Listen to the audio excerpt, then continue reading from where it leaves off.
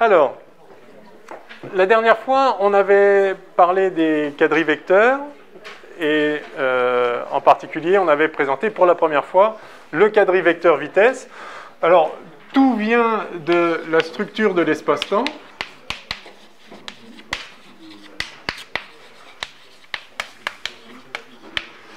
Avec ce vecteur de l'espace de Minkowski qui avait pour coordonnées Ct et R au sens ordinaire, c'est-à-dire ça c'est un vecteur d'espace et ça c'est la composante temporelle.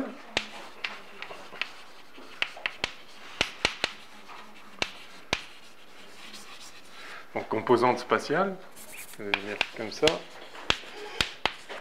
Et on avait évidemment abondamment commenté depuis le début que ça c'est un objet de l'espace-temps, et ça c'est juste des composantes. Donc c'est juste un choix de système de coordonnées.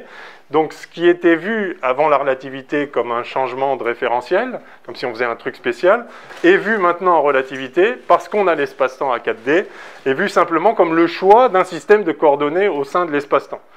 Donc ça devient un changement de repère dans l'espace-temps, ce qui était un changement de référentiel.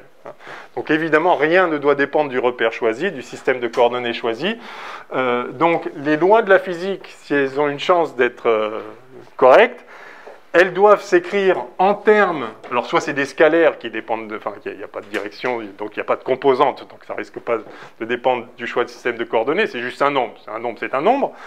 Mais si ça fait intervenir des directions, par exemple une vitesse, une force, etc., il y a des directions, ces lois de la physique ne peuvent être écrites qu'en termes de quadrivecteurs ou de quadritenseurs, si on monte d'un cran, et pas en termes de leurs composantes. Une fois que vous avez une équation vectorielle comme l'équation de Newton standard F égale ma, bien sûr vous pouvez la traduire, la projeter sur tous les axes que vous voulez, la traduire en termes d'équation entre des coordonnées, mais évidemment ça va dépendre du système de coordonnées. Cette loi-là, en revanche, elle est universelle précisément parce qu'elle ne fait appel à rien d'autre qu'à des grandeurs qui existent par elles-mêmes. Ces vecteurs sont ce qu'ils sont, point. De la même façon, on va chercher à écrire les lois de la physique dans l'espace-temps en termes de grandeur qui existent par elles-mêmes, puisqu'on va exprimer une vérité du monde. Ce quadrivecteur est égal à cet autre quadrivecteur. Voilà la loi physique. Et ensuite, vous pouvez bien sûr vous mettre au sein d'un référentiel, c'est-à-dire projeter sur des axes particuliers. Les axes d'espace d'un certain référentiel et puis l'axe temporel d'un référentiel. Et vous pouvez projeter sur d'autres. Et puis de la même façon que lorsque vous résolvez... Je n'ai pas un problème de mécanique standard où vous avez un corps qui glisse sur un plan incliné avec son poids, la résistance comme ça, les forces, enfin, la réaction comme ça, les forces de frottement comme ça, puis ça c'est sa vitesse. Vous pouvez donc puis son poids, oui voilà. Les lois du mouvement sont claires, c'est m dv sur dt égale f plus r plus p. Et après, donc ça c'est la vérité sur le monde. Ensuite, pour résoudre le problème, vous pouvez projeter sur des axes, vous pouvez projeter sur cet axe-là, vous pouvez projeter sur celui-là pour éliminer la réaction, vous pouvez projeter là-dessus pour au contraire éliminer les frottements. Vous pouvez projeter sur les axes que vous voulez, ils n'ont même pas besoin d'être orthogonaux ces axes. Dès lors que vous avez l'équation vectorielle, il est vrai que si vous prenez, enfin, maintenant si je projette sur n'importe quel axe de n'importe quelle direction U, j'ai ça, voilà. Dès lors que ça est vrai, ça est vrai. Donc, vraiment, ne pas confondre les équations sur des coordonnées qui peuvent être extrêmement utiles pour résoudre le problème, parce qu'à un moment on veut des nombres, mais qui n'ont rien à voir avec une équation fondamentale. Pas confondre ça et une équation entre des grandeurs fondamentales. Donc, en physique newtonienne, c'est ça les vecteurs fondamentaux. En physique relativiste, évidemment, une fois qu'on a compris que l'espace, c'était une construction arbitraire au sein d'un référentiel et que le temps aussi, ce qu'on veut, c'est des équations en termes de quadrivecteurs. Alors, j'allais dire le premier, le deuxième quadrivecteur qu'on a vu, le premier c'était évidemment celui-là, le deuxième quadrivecteur qu'on a vu, c'était donc le quadrivecteur vitesse, qui désigne le taux de déplacement, non pas dans l'espace, mais dans l'espace-temps d'un corps physique. Donc si je représente une ligne d'univers, un corps, enfin, c'est-à-dire la trajectoire d'un corps physique dans l'espace-temps, ici avec un choix d'axe, mais je peux choisir d'autres axes, c'est la même ligne d'univers. La ligne d'univers est absolue, elle est ce qu'elle est. C'est-à-dire que le corps, il passe par cet événement, puis celui-là, puis celui-là, puis celui-là. C'est l'ensemble des événements concernant le corps en question. Cette ligne d'univers est associée à une quadrivitesse qui est tangente à cette ligne d'univers et qui indique le taux de déplacement dans l'espace-temps. De même que la vitesse indique le taux de déplacement dans l'espace. La vitesse 3D indique le taux de déplacement dans l'espace 3D. Ici, on a un taux de déplacement dans l'espace 4D, mais, c'est-à-dire à la fois sur la partie temporelle et la partie spatiale, mais le taux par rapport à quoi? Et là, comme il n'y a pas un temps universel, justement, et comme il n'y a pas un espèce de surtemps qui serait un paramètre permettant de voir un écoulement des phénomènes au sein de l'espace-temps, on ne peut pas utiliser ce surtemps, on peut pas écrire que c'est dr sur d d'un temps absolu extérieur. Mais pour chaque corps physique, pour chaque trajectoire, il existe un temps objectivement déterminé, enfin défini, qui est le temps écoulé le long de la trajectoire du corps en question. C'est-à-dire son abscisse curviligne ici, qui n'est rien d'autre que le temps propre qu'on note tau. Et donc, en fait, on définit la quadrivitesse simplement comme le taux de déplacement dans l'espace-temps par unité de quoi? Eh bien, par unité de temps propre de la particule. Donc, c'était ça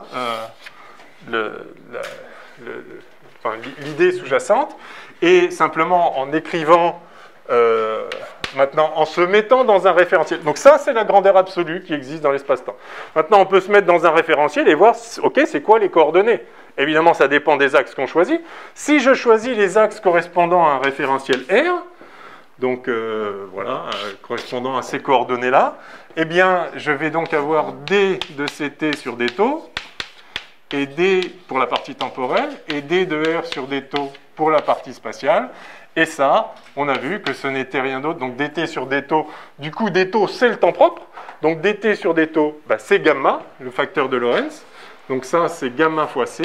Et là, on a trouvé que c'était, en fait, c'est pareil, ça, dr sur d tau, c'est bien sûr dr sur dt fois dt sur d tau. Et à nouveau, le d tau, c'est justement le temps propre. C'est ça l'idée. On prend le paramètre le long de la trajectoire. Et donc, à nouveau, ça, c'est gamma. Et ça, par définition, c'est ce qu'on a appelé la vitesse. La variation de position par unité de temps au sein d'un référentiel. Donc ça, c'est la vitesse au sein du référentiel R. Et donc ici, on a gamma v.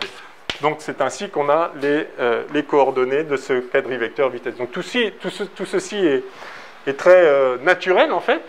Et c'est pas juste cohérent, c'est vraiment naturel. C'est ça, le taux de variation de position dans l'espace-temps, rapporté, par unité de temps propre. On avait remarqué que, s'agissant d'un quadrivecteur, comme tous les quadrivecteurs, puisque c'est un objet objectif, c'est un objet existant par lui-même au sein de la réalité spatio-temporelle, il a une norme qui est ce qu'elle est. Cette norme, elle ne dépend pas du référentiel. Et effectivement, si on calcule cette norme, alors cette pseudo-norme, cette norme minkowskienne, on obtient moins ça au carré plus ça au carré. Et on a vu que ça, c'était justement moins C2. C'est une constante. Évidemment, ça doit être constant. Et vous voyez, ça ne dépend pas du corps en question. De toute façon, à aucun moment, pour définir la vitesse, on a dit de quel corps il s'agissait. Ça dépend de rien. Tous les corps dans l'espace-temps se déplacent à la vitesse C. Enfin, ont une pseudo-norme de leur vitesse qui est moins C2, qui pourrait être plus C2 si... pseudo-norme au carré, qui serait plus C2 si on avait pris l'autre convention. Le signe n'a aucune importance ici, il faut juste s'y tenir une fois pour toutes. Et donc voilà, tous les corps se déplacent dans l'espace-temps avec la même norme du quadrivecteur vitesse. Mais évidemment, pas la même direction.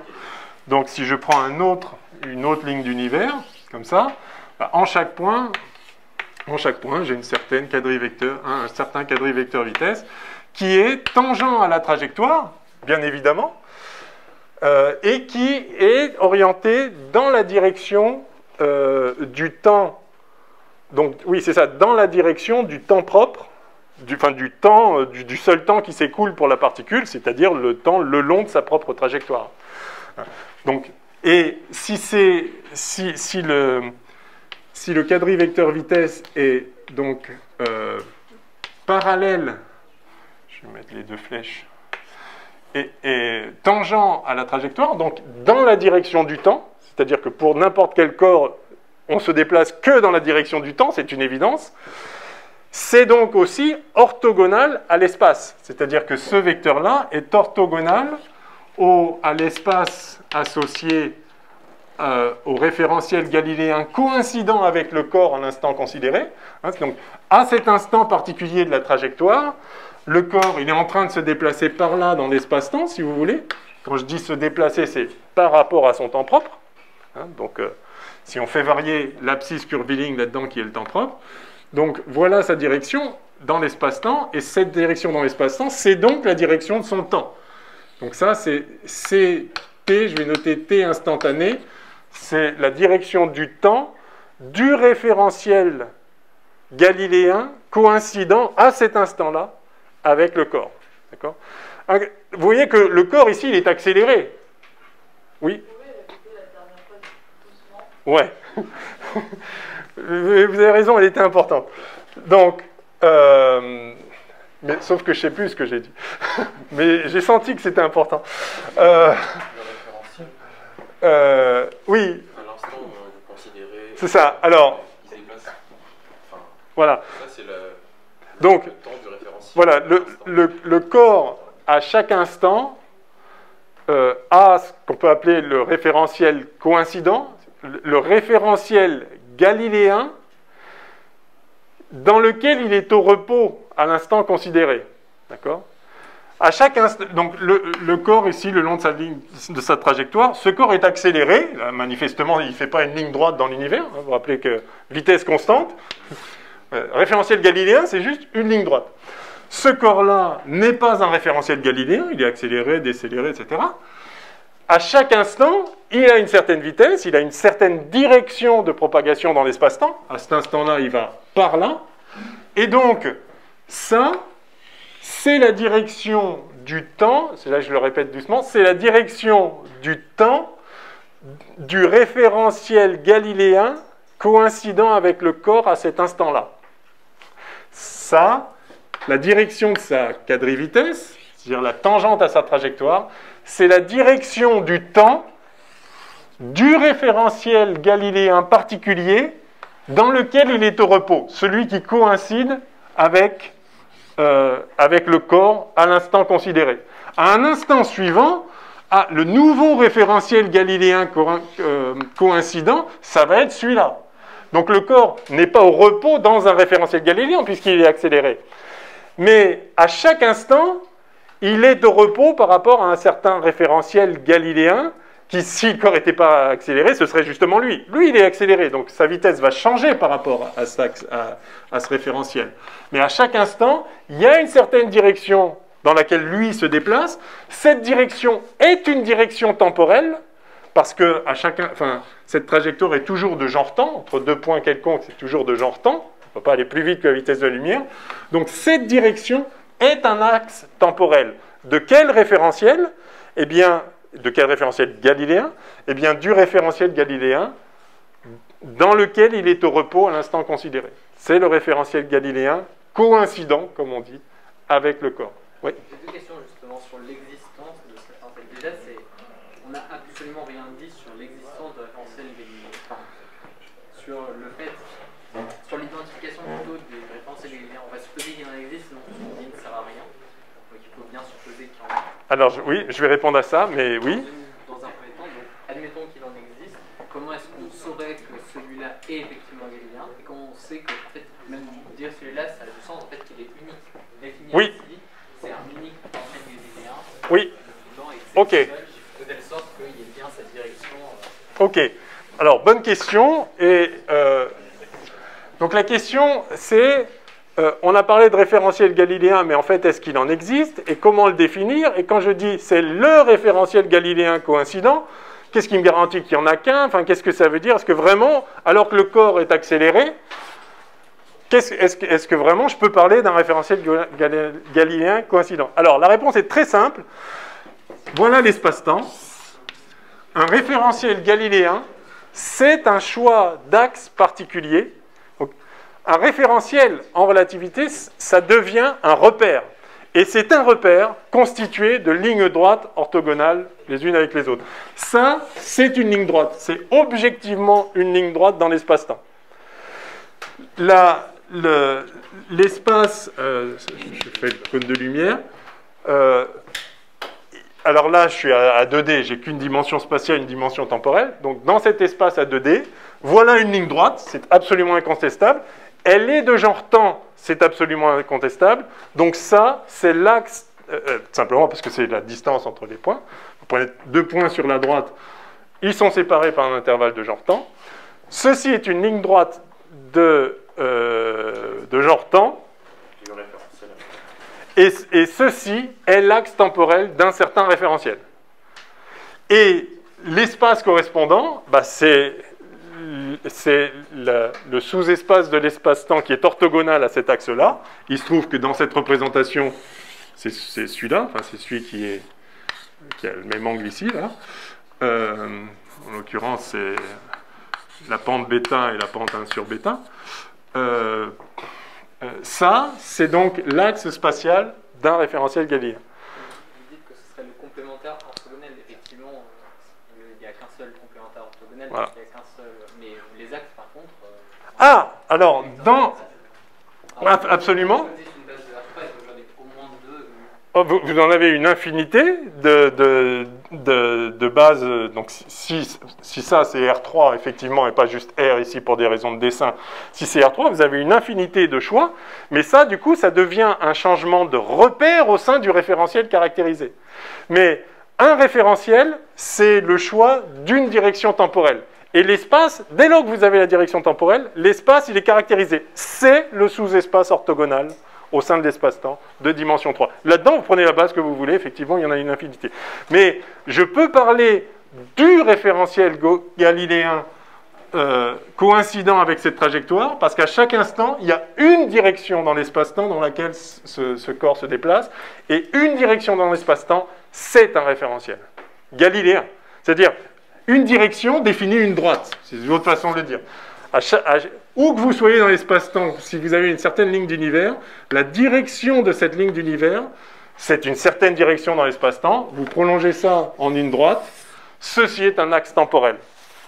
Et c'est l'axe temporel du référentiel que j'appelle coïncident, parce qu'effectivement, à cet instant-là, le corps se déplace dans... Enfin, c'est-à-dire, la trajectoire dans l'espace-temps est parcourue quand elle est paramétrée par le temps propre, dans cette direction-là. Ok? Ça, non? Je vous sens un peu dubitatif. Je suis juste en train de réfléchir. D'accord. Quand on dit à cet instant-là, c'est dans le référentiel non galiléen bloqué. À cet instant-là, c'est-à-dire en cet événement-là. Mais c'est à l'instant que lui mesure sur son chronomètre, mais à la limite, c'est objectif, c'est même indépendant de ce que lui mesure. C'est en cet événement-là, la trajectoire d'espace-temps, qui est cette ligne d'univers, a une certaine direction, une certaine tangente. C'est vraiment la dérivée de la position par rapport à une abscisse curviligne là-dedans. C'est à l'événement, parce que si c'était par rapport au temps, du coup on définirait le temps propre par rapport au référentiel qui est au même temps. Ah non, c'est à cet événement-là. Voilà. En chaque événement de la trajectoire, il y a une direction dans l'espace-temps. Cette direction définit un axe temporel, définit une droite en fait. Cette droite, étant de genre temps, est l'axe temporel d'un référentiel galiléen et d'un seul. Au sein de ce référentiel galiléen, vous pouvez prendre, pour la partie espace, tous les systèmes de coordonnées que vous voulez, y compris les coordonnées polaires d'ailleurs. Hein, surtout, ne pas penser que en relativité, on fait que des coordonnées cartésiennes. Non, vous pouvez prendre des coordonnées polaires. Auquel cas, la métrique ne sera plus moins 1, 1, 1, 1, puis des zéros partout, là. Bref. Ça, c'est la métrique de Lorentz, de Minkowski, si vous voulez, dans un système de coordonnées minkowskien, c'est-à-dire cartésien dans l'espace et newtonien dans le temps. Mais rien ne vous empêche ici de prendre un système de coordonnées bizarre pour la partie spatiale, bizarre ou moins bizarre, genre coordonnées sphériques ou polaires ou ce que vous, enfin, cylindriques, ce que vous voulez. Ah, donc justement, il n'y a plus de problème avec les systèmes de coordonnées dès lors que dès lors qu'on raisonne en termes de grandeur indépendante des coordonnées, justement, et il n'y a plus non plus de problème avec les référentiels, puisqu'un référentiel, c'est juste un choix particulier de système de coordonnées. En fait, le choix d'un référentiel, c'est le choix d'une direction dans l'espace-temps, d'une direction temporelle dans l'espace-temps. C'est-à-dire, c'est le choix de n'importe quelle direction à l'intérieur du cône de lumière. Il faut l'imaginer, là, déjà, avec 2 dimensions spatiales, le cône de lumière, c'est ça. Avec 3 dimensions spatiales, je ne sais plus le dessiner. Donc, vous avez tout un hypercône à 3 dimensions. Toutes les directions de là-dedans sont des droites de genre temps. Eh bien, elles sont la direction du temps d'un certain référentiel. Donc, chaque direction dans le cône de lumière définit un référentiel, et chaque référentiel est défini définit une direction privilégiée, qui est la direction du temps. OK? OK, alors, c'était sans doute pas inutile. Donc, voilà, vous avez donc ce qu'on peut appeler le référentiel coïncident. C'est un concept important, et on va s'en servir maintenant pour la dynamique, puisqu'on va étudier en fait maintenant donc l'effet des forces. Qu'est-ce qui gouverne la forme de la trajectoire? Alors, on garde l'intuition fondamentale de notre physique, qui est que s'il n'y a pas de force qui s'applique, enfin c'est le principe d'inertie, s'il n'y a pas de force, un corps va tout droit, point. Va tout droit dans l'espace-temps, c'est-à-dire un corps qui est au repos reste au repos, un corps qui a une certaine vitesse garde sa vitesse, en norme et en direction, enfin le principe d'inertie. Mais être au repos, ça ne veut plus rien dire dans l'espace-temps. On se déplace dans le temps, toujours. Donc en fait, il y a une espèce d'unification de toutes ces, de ces 2 notions. Si on est au repos, on reste au repos. Si on a une vitesse, on garde sa vitesse. Là, c'est si on ne fait rien sur un corps, sa ligne d'univers, c'est une droite. Comme ça, comme ça, comme ça, n'importe quoi. Toutes les lignes droites sont des axes temporels, justement, de référentiels galiléens.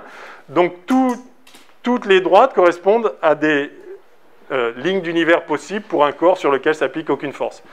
Et s'il s'applique une force, c'est là qu'on va avoir une déflexion, un changement de direction dans l'espace-temps, et donc une accélération. Et donc, on va garder cette idée-là. Une accélération fait changer la vitesse. Ce qui provoque l'accélération au sein d'un référentiel, c'est une force. Donc c'est vraiment l'intuition de Newton. Si on ne fait rien, ça va tout droit dans l'espace-temps, c'est-à-dire on garde la vitesse. Et si ce n'est pas le cas, c'est donc qu'il se passe quelque chose, et ce quelque chose, on l'appelle force. Donc on va garder ça. Mais simplement, on va devoir se souvenir qu'en réalité, quand on applique une force, ça fait changer la vitesse, mais d'une façon qui dépend de la masse. Et en fait, la force, c'est m dv sur dt. Et alors, là, je vais effacer ça. La chose, enfin, on va être obligé de changer quelque chose dans l'expression de la loi de Newton, parce que en physique newtonienne, au sens pré-relativiste, dv sur dt ne dépend pas du référentiel. dv sur dt, alors, physique classique,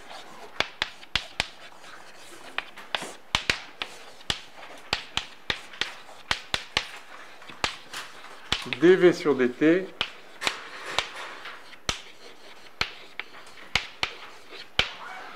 ne dépend pas du référentiel, en tout cas du référentiel galiléen. Pourquoi? Parce que on a une loi de composition des vitesses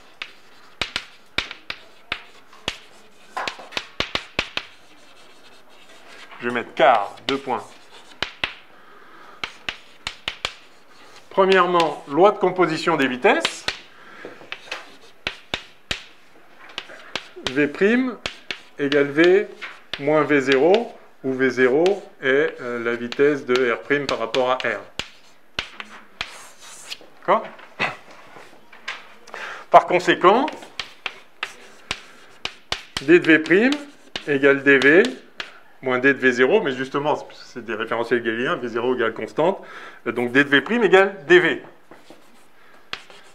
Et deuxièmement, on a un temps universel. Et donc dt' égale dt. Par conséquent, de façon totalement triviale, dv sur dt égale dv' sur dt'. Parce que c'est le même dv' et parce que c'est le même dt'. Donc, à l'évidence. Là, attention, ça c'est plus vrai, et ça non plus. Alors ça pourrait se compenser magiquement, auquel cas, ok, bien, mais ça, en fait ça ne se compense pas magiquement. Et c'est très simple de le voir. En fait, on va voir comment se transforme une accélération d'un référentiel à un autre. Là, l'accélération est la même. C'est facile de dire F égale ma. Je change de référentiel, c'est la même accélération, c'est la même force, tout va bien, c'est la même loi physique. C'est le principe de relativité, quel que soit le référentiel, galiléen, les lois sont les mêmes. Mais cette loi-là, elle n'a aucune chance d'être la même si je ne redéfinis pas les choses un peu proprement. Et en fait, juste ça ne marche pas parce que l'accélération dépend du référentiel. Ben, on va calculer ça alors. On va le mettre là.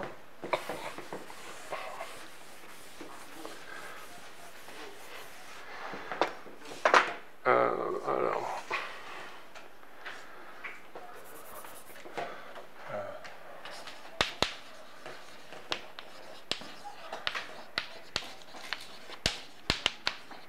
Transformation des accélérations. Alors, je vais me mettre suivant un axe. On a vu la dernière fois comment, ou peut-être même il y a 2 fois, comment se composent les vitesses parallèlement à la direction du changement de référentiel et orthogonalement. Il y a un sur gamma qui vient ou pas, enfin bref. Je vais rester sur un même axe, je choisis l'axe dans lequel se déplace le corps et j'applique, si vous voulez, je regarde l'accélération du corps le long de son mouvement. Alors on verra après, pour les autres composantes, ça ne pose aucun problème. Non, on veut juste faire sortir les concepts et les bonnes, les bonnes grandeurs physiques.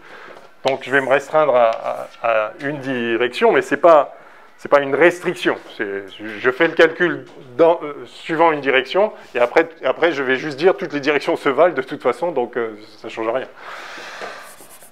Donc transformation des accélérations. Alors, donc dans R,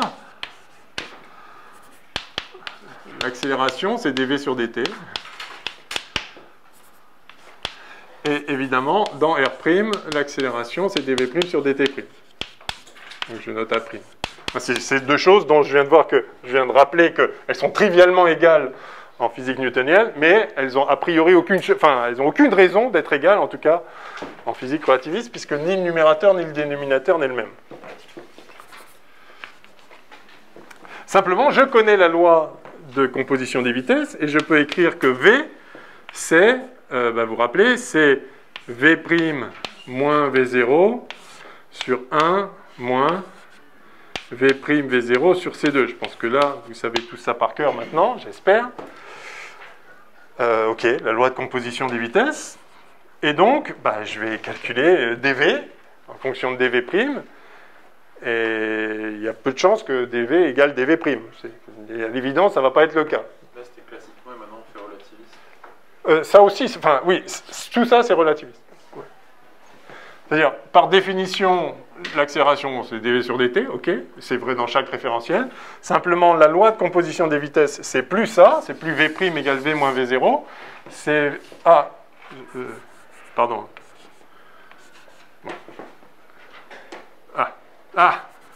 V' égale V moins... oui, c'est ça. V' égale V moins V0 sur 1 moins VV0 sur C2. Et c'est ça qui fait qu'on ne peut pas aller plus vite que la vitesse de la lumière. Bien. Ok, donc je calcule d de v'. Ah, oui, alors je vais le faire dans l'autre sens. Ça n'a aucune importance. Donc je vais passer de v à v'. Donc quand je passe de v à v', c'est la même formule, mais sauf que v0 devient plus v0. Ça ne change rien. Donc je vais calculer... Pardon? Et c'est v' en bas. Voilà, merci. Voilà, donc je vais calculer dv. Je vais considérer un corps qui... dans le référentiel V0, dans le référentiel R', à une certaine vitesse V', et V, c'est sa vitesse dans le référentiel R. Je vais faire le dessin comme ça. Il n'y aura pas d'ambiguïté. Donc, comme d'hab, j'ai R comme ça, X, Y, ce que vous voulez, et puis j'ai R' avec son X',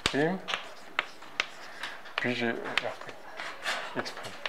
Puis j'ai un corps qui se place à une certaine vitesse. Après, ce que je vais faire, c'est que je vais considérer le corps au repos dans le référentiel R'. Le référentiel R', ça va être le référentiel coïncident pour le corps à l'instant considéré, justement. Mais je le fais de façon complètement générale. J'ai une certaine vitesse, alors V', je le mets dans la même direction. Hein, je dis que je prends juste la composante parallèle au déplacement, si vous voulez, c'est ça que ça veut dire. On verra les composantes orthogonales après, ça ne change rien. Donc il va à une certaine vitesse V' par rapport à R'. Quelle est sa vitesse V par rapport à R? Celle-ci. Et par conséquent, lorsque le corps ici voit sa vitesse changer, c'est ça qui m'intéresse, hein, je vais faire changer la vitesse du corps. Donc il va subir une accélération. Le référentiel R' est un référentiel galiléen.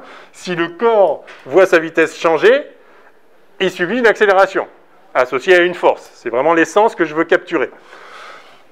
Et donc, il a un certain dv', et le truc, c'est que son dv', en newtonien, s'il a un dv', il a un dv qui est le même. Mais là, non. S'il a un dv', il a un dv qui est différent. Alors, que vaut le dv en question? Allons-y, dv égale...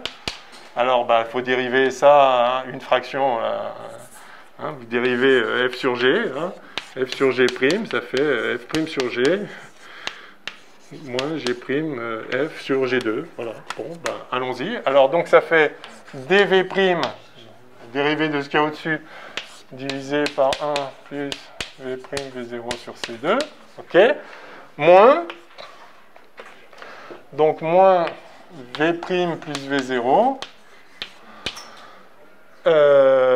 sur 1 plus v', v0 sur c2 au carré.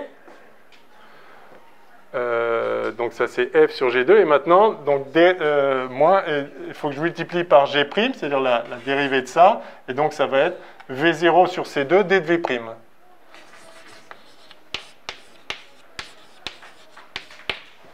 Ok.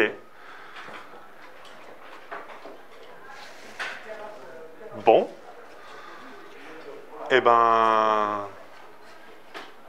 Ok, donc dv est une certaine fonction de dv', mais donc dv est une...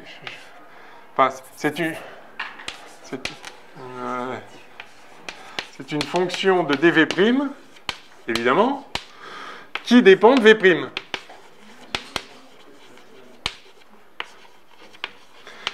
Et la clé est là. Si vous faites une petite variation de vitesse en partant d'un certain v' ou en partant d'un autre v', ça ne fait pas la même augmentation de vitesse dans l'autre référentiel. En tout cas, ce n'est pas vrai que dv égale dv', à l'évidence. Ce truc-là, tout ça, là, ça ne peut pas être égal. Je peux mettre dv' en facteur, allez, hop, comme ça. Voilà. Ça, ce n'est pas identiquement égal à 1, ni même à une constante, ça dépend de v'. Alors, je vais prendre le cas particulier.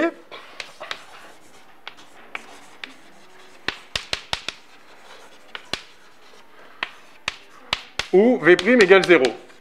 Et ça, c'est-à-dire que R' est le référentiel galiléen coïncident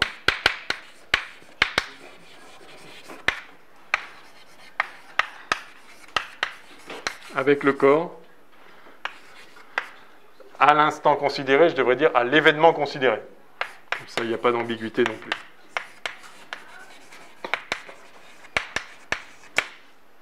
À chaque instant, enfin à chaque point de la trajectoire, à chaque événement situé sur la trajectoire du corps, il y a un référentiel galiléen coïncident. C'est celui-là que je considère.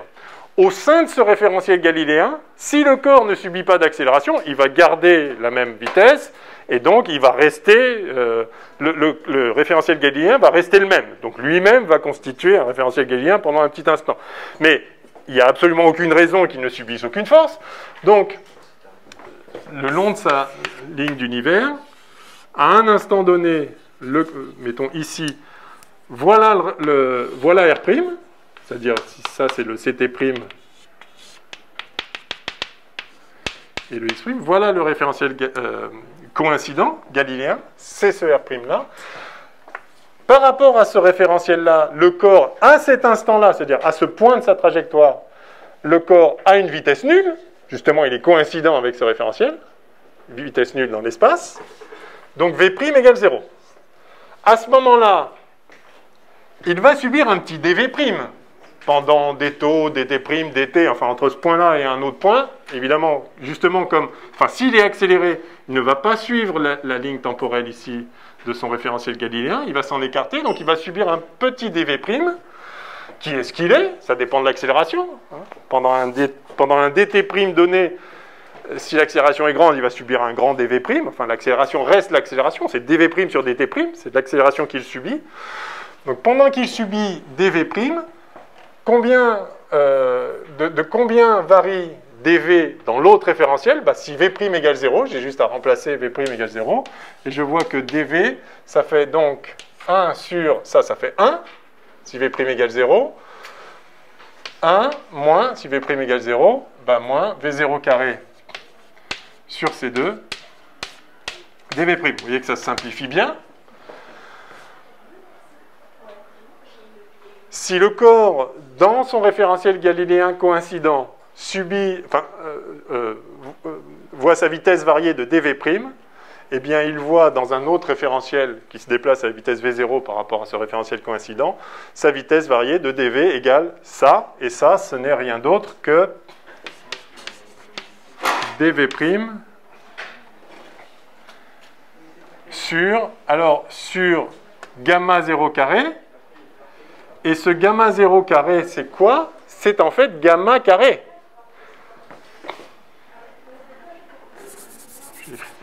Je vais faire une ligne supplémentaire. Ça, c'est parce que si V' égale 0, en fait, V égale V0. Si le corps est en fait au repos dans le référentiel R', la vitesse du corps par rapport à R, c'est la vitesse de R' par rapport à R. Donc le V0 dont on parlait, c'est la vitesse du corps par rapport à R. D'accord? Et donc ça, c'est effectivement dV' sur gamma 2.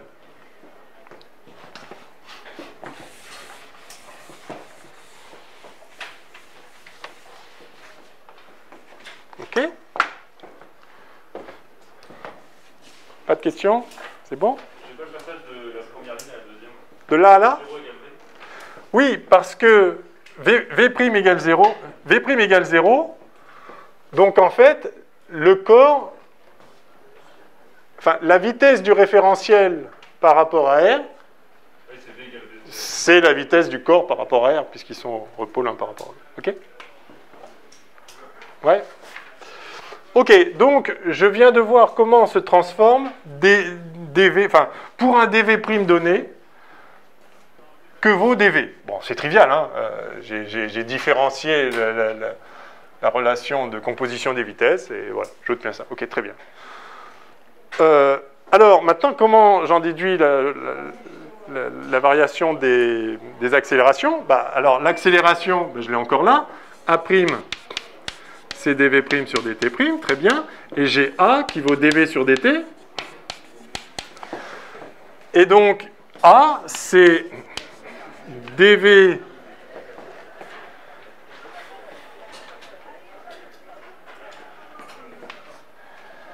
c'est dV sur dt' fois dt' sur dt, tout simplement. Donc maintenant, je peux écrire que l'accélération, c'est ça sur dt, donc c'est donc 1 sur gamma 2 dv' sur dt. Donc c'est 1 sur gamma 2 dv' sur dt'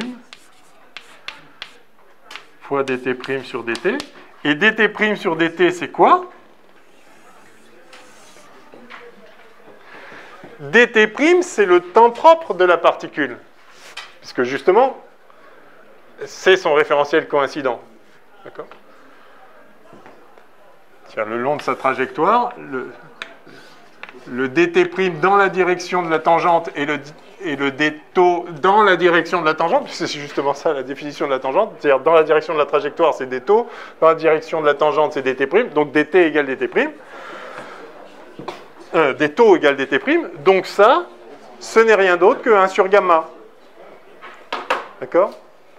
Le temps propre est le plus court, dt' est plus court que dt, ça c'est justement 1 sur gamma. Et donc ça, c'est 1 sur gamma au cube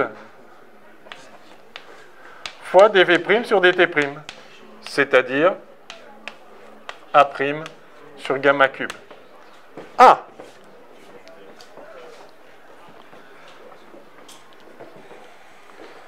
Intéressant.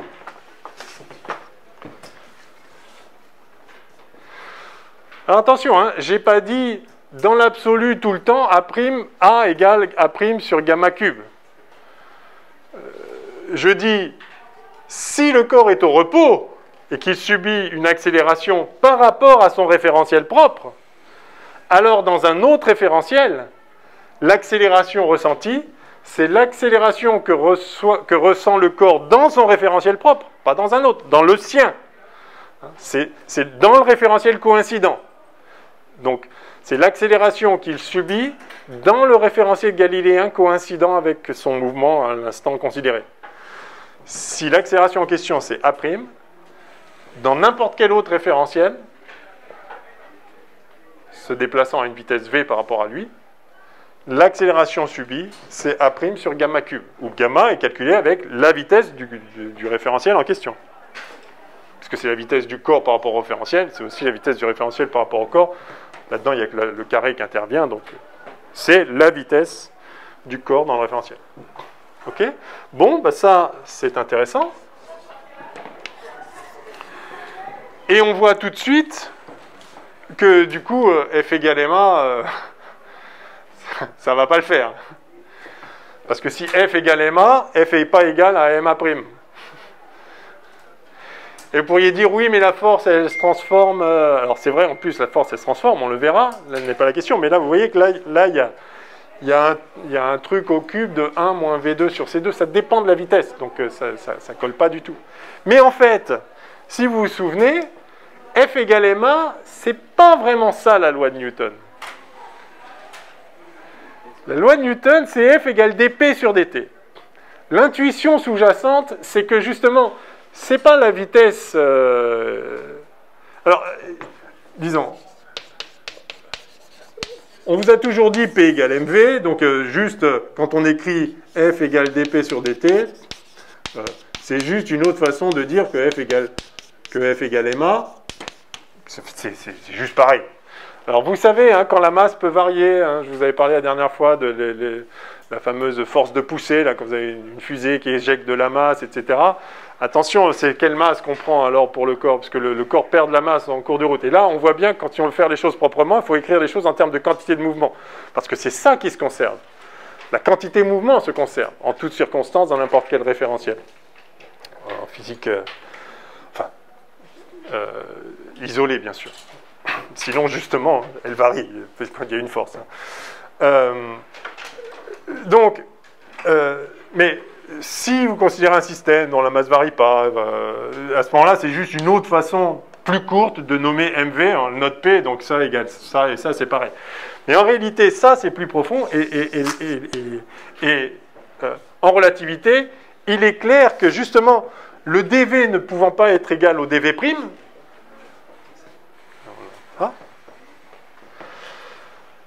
il n'y a aucune chance qu'une même force donne lieu à la même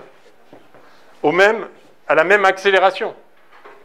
Par contre, il est tout à fait possible qu'une même force donne lieu à la même variation de quantité de mouvement. Simplement, la quantité de mouvement, c'est plus mv. Et la question, alors, c'est quoi la quantité de mouvement? Quelle doit être l'expression de la quantité de mouvement pour garder cette intuition newtonienne que quand un corps ne subit pas de force, il va tout droit, très bien, v égale constante. Mais quand il subit une force, il y a un truc qui change. Ce qui change, ce n'est pas sa vitesse, puisque justement, la façon dont change la vitesse dépend de la masse. Ce qui change, c'est la quantité de mouvement. Quand il y a une force, la quantité de mouvement varie.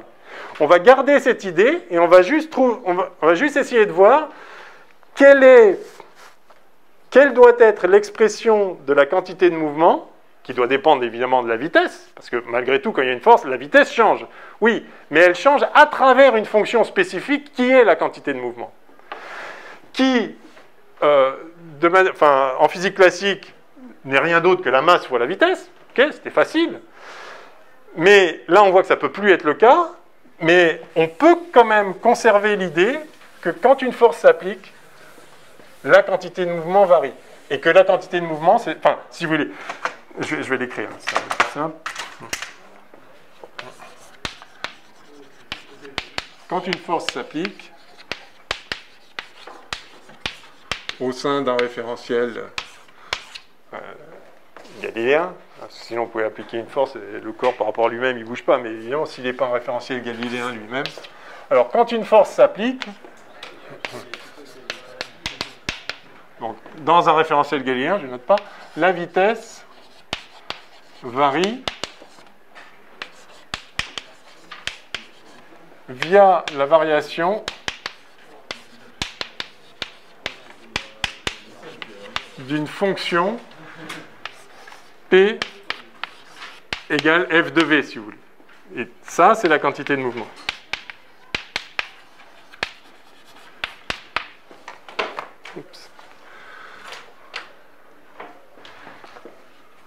Et on va la chercher. Et on n'a pas le choix. C'est ça qui est bien.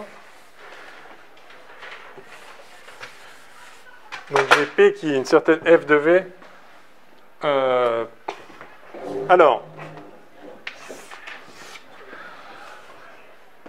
dans le référentiel,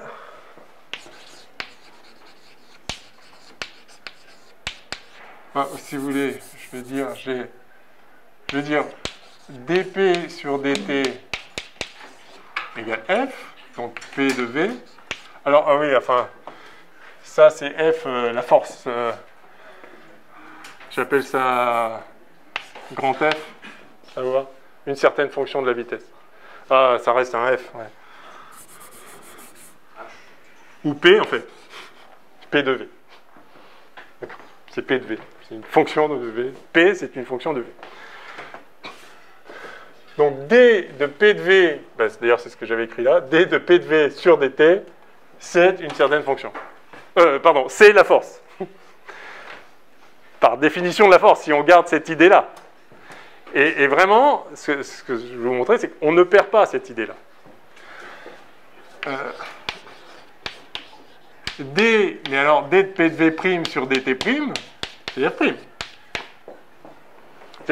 Les lois de la physique doivent être invariantes par changement de référentiel.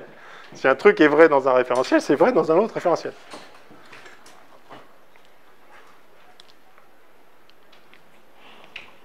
Sinon, ça veut dire qu'il y a un référentiel spécifique dans lequel la loi est justement celle-là, alors que dans un autre, non, c'est une autre loi. Non, la loi est la même dans tous les référentiels. Galiléen, toujours. Et donc, donc dans le référentiel coïncident,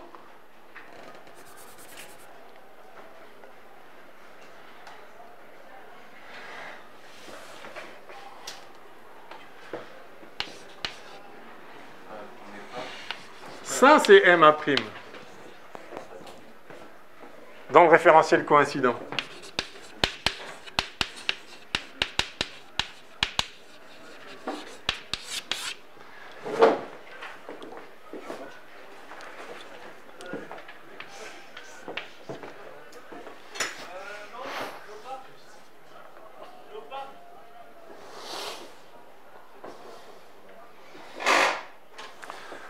Plus exactement.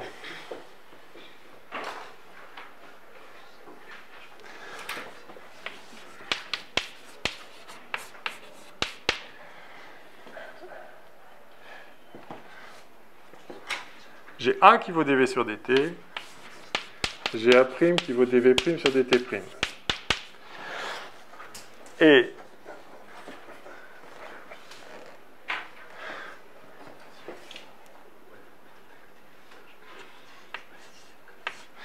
ce que je dis, c'est que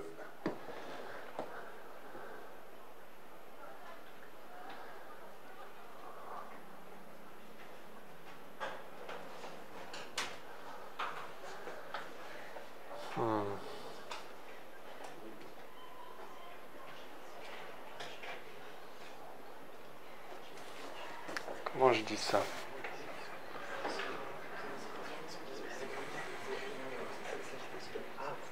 C'est pas l'observation de la pensée mouvement que dp dt doit être égal à dp dt', c'est exactement la même force. C'est ça, je veux nous convaincre mutuellement que on doit avoir dp sur dt qui doit être dp' sur dt'.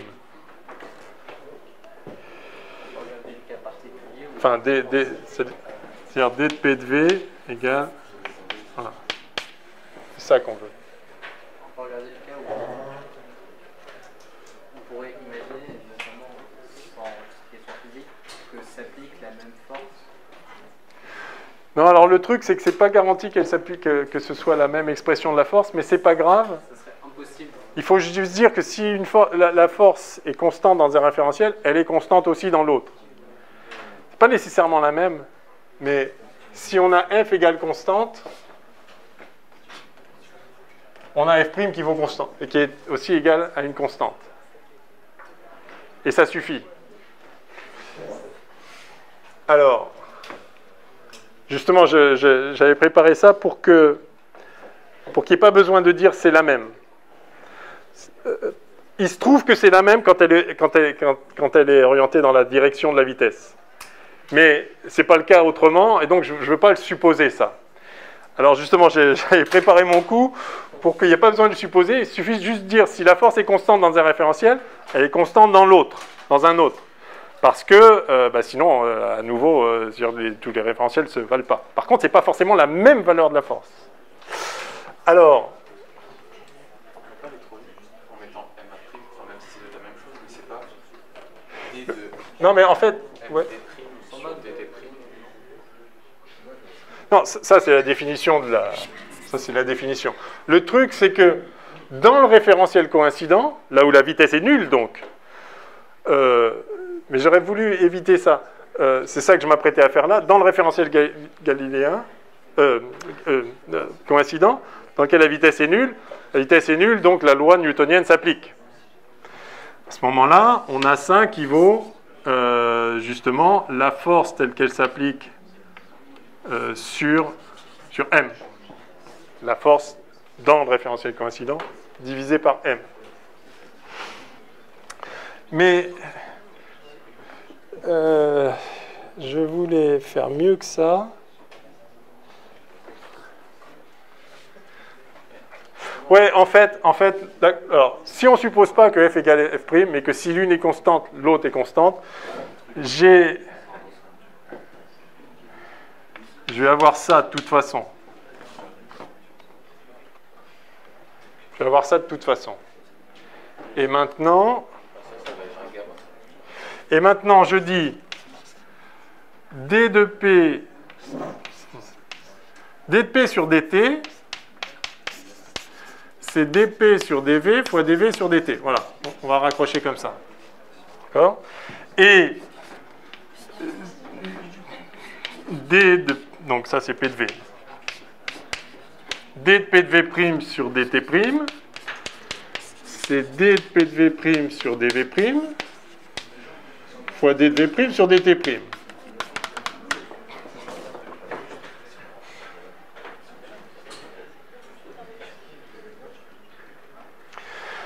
Et je veux effectivement... Oui, c'est ça. Je veux que... Si j'ai une force, si j'ai une accélération constante, voilà, c'est quand même la force qui est responsable de l'accélération. Pas de façon linéaire forcément, puisque ça fait varier la force fait varier la quantité de mouvement. Elle fait aussi varier la vitesse, qui est une fonction de la quantité de mouvement. Pas forcément de façon linéaire, je ne sais pas, je vais chercher la loi. Mais la force fait varier la quantité de mouvement, donc la force fait varier la vitesse, donc ça, c'est relié à la force. Et ça, c'est relié à la force. D'accord ? Une même force doit donner une même accélération, pardon, un même changement de quantité de mouvement. Oui, donc une même force doit donner le même... si f' donne ça, enfin, c'est ça. Une force, c'est la dérivée, alors, c'est le taux de variation à la quantité de mouvement, et donc, excusez-moi,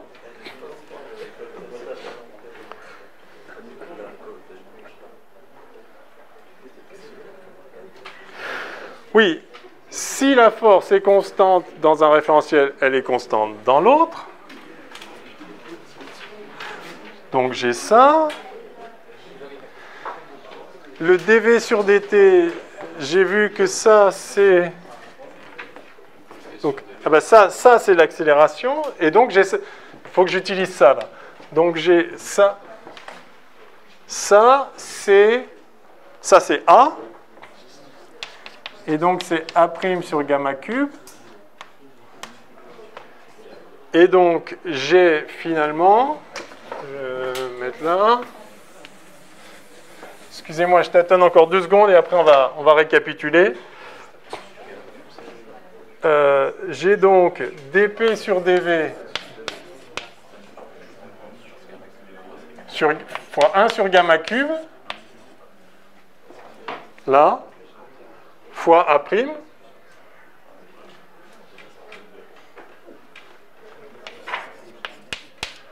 qui vaut, oui, et donc qui vaut dp sur dv',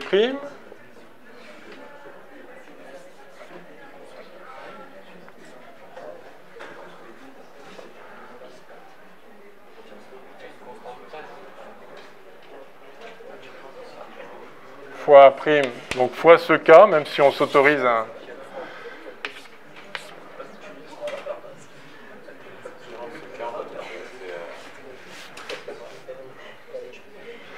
Donc maintenant, oui, si la force est constante, tout ça, c'est une constante. Voilà, bon, on reprend. Si j'applique une force constante dans le référentiel, enfin une certaine force dans le référentiel coïncident. Cette force dans le référentiel coïncident fait varier la quantité de mouvement d de PV' de face, comme d, selon cette loi. D'accord.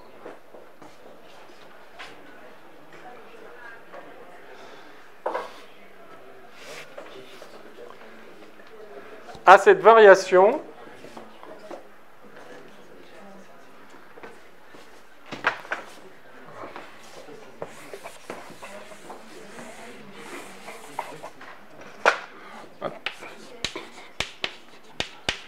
d de P de V' sur dt',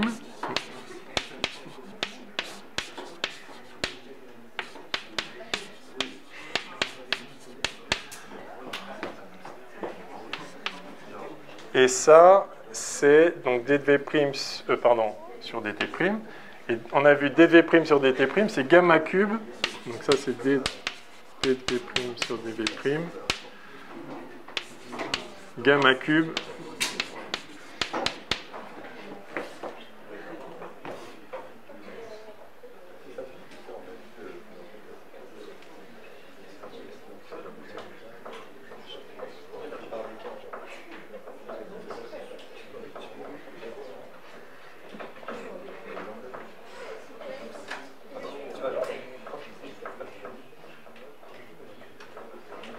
Ah merde.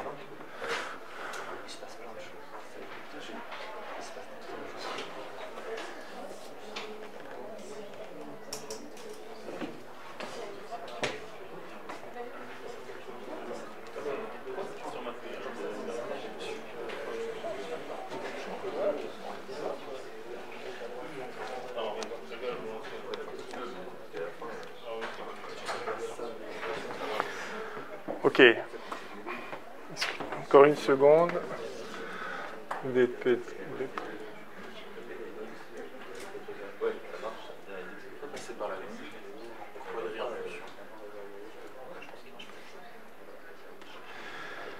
J'essaie. Non, justement, je veux établir la valeur.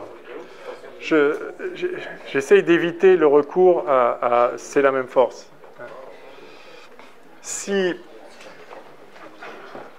j'applique une force constante dans R', dans le référentiel coïncident, mais le référentiel coïncident change au cours du temps. J'applique une force constante dans l'autre. Sur dv à gauche, c'est m. Parce que c'est... Non. Ah non. Ah non. Non, justement, je cherche la fonction de V que P est. Donc, j'ai l'impression qu'il me manque un bout. Je vais continuer là. Donc, ce que je dis là maintenant, j'ai l'impression que ce n'est pas entièrement rigoureux. Je vais le dire quand même, et on corrigera s'il y a besoin. Peut-être. Si j'applique une force constante F' dans le référentiel coïncident, c'est-à-dire j'accélère le corps avec toujours la même force dans son référentiel. Toujours la même accélération pour lui. Il subit toujours la même accélération. D'accord ? Je voudrais... Ouais, en fait, c'est ça. Ouais, ok. Le corps, à chaque instant, a un certain référentiel coïncident. Dans ce référentiel, il subit une certaine accélération. Je vais suivre son mouvement en supposant, enfin, voir comment sa vitesse évolue s'il subit toujours la même accélération dans son référentiel. Et ce que je dis, c'est que s'il subit toujours la même accélération dans son référentiel, il subit toujours la même accélération dans n'importe quel référentiel. Je ne dis pas que c'est la même accélération dans chaque référentiel. Mais je dis que si l'accélération est constante dans un référentiel, elle est constante dans les autres référentiels. Mais bon. Et donc, si l'accélération est constante,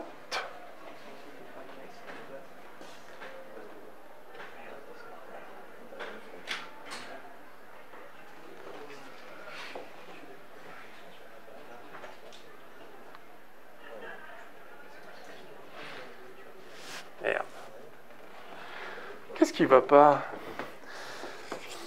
Excusez-moi, ça me paraissait limpide quand j'ai préparé ça. Non,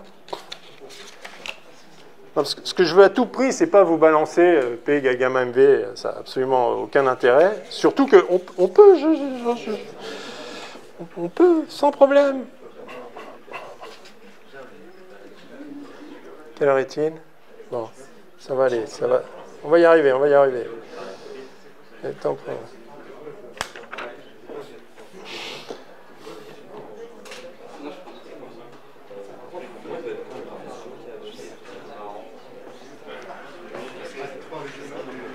Ok, j'efface tout, je recommence.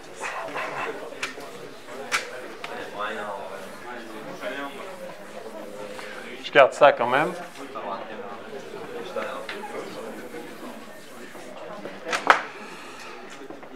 Alors.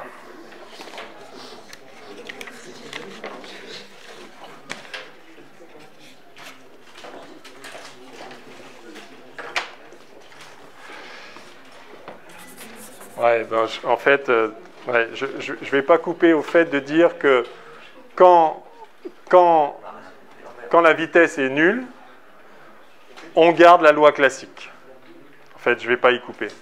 C'est ça que j'essayais d'éviter, mais je m'aperçois que je l'ai utilisé dès le départ dans ma démonstration. Donc, OK. Donc, je reprends. J'ai dV, ça on l'a établi, j'ai dV sur dt qui vaut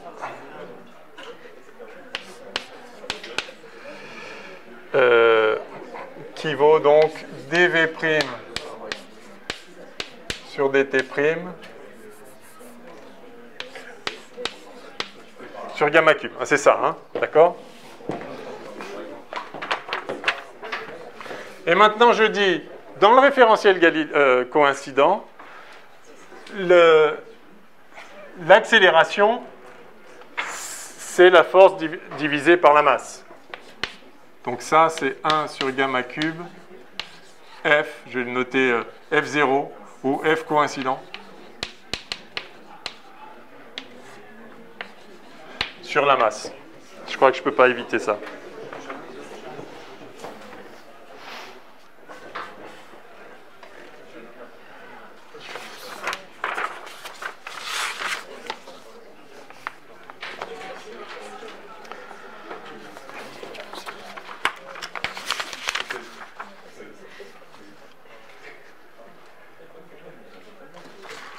Ok, bon ben voilà. Alors, et donc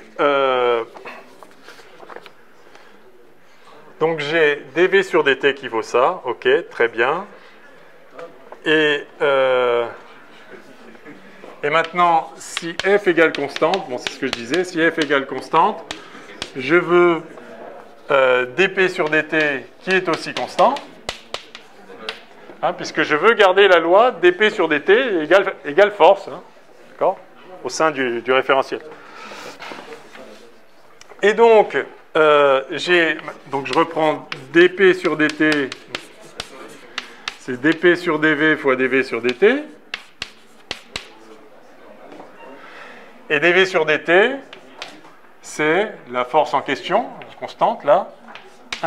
Donc ça fait 1 sur gamma cube, f coinc sur m.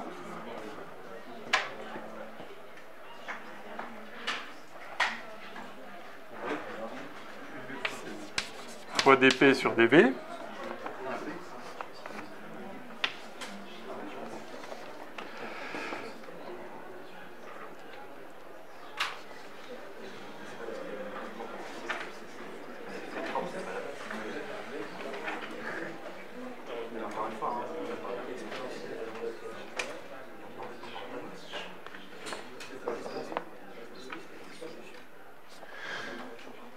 Et donc je veux ça égale constante. Voilà. Si f égale constante, donc ça c'est ce que je veux. C'est la force qui fait varier la quantité de mouvement. D'accord. Donc si je change, à une force donnée correspond à un taux de variation de quantité de mouvement. Sauf que le taux de variation de quantité de mouvement, il vaut ça. Donc pour une force donnée, si f coïncidente égale constante, dp sur dt égale constante, et donc tout ce truc-là égale constante,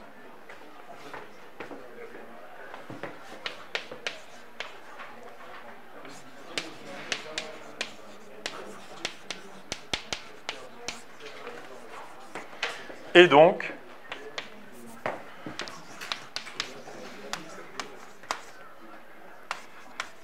dp sur dv 1 sur gamma cube égale constante.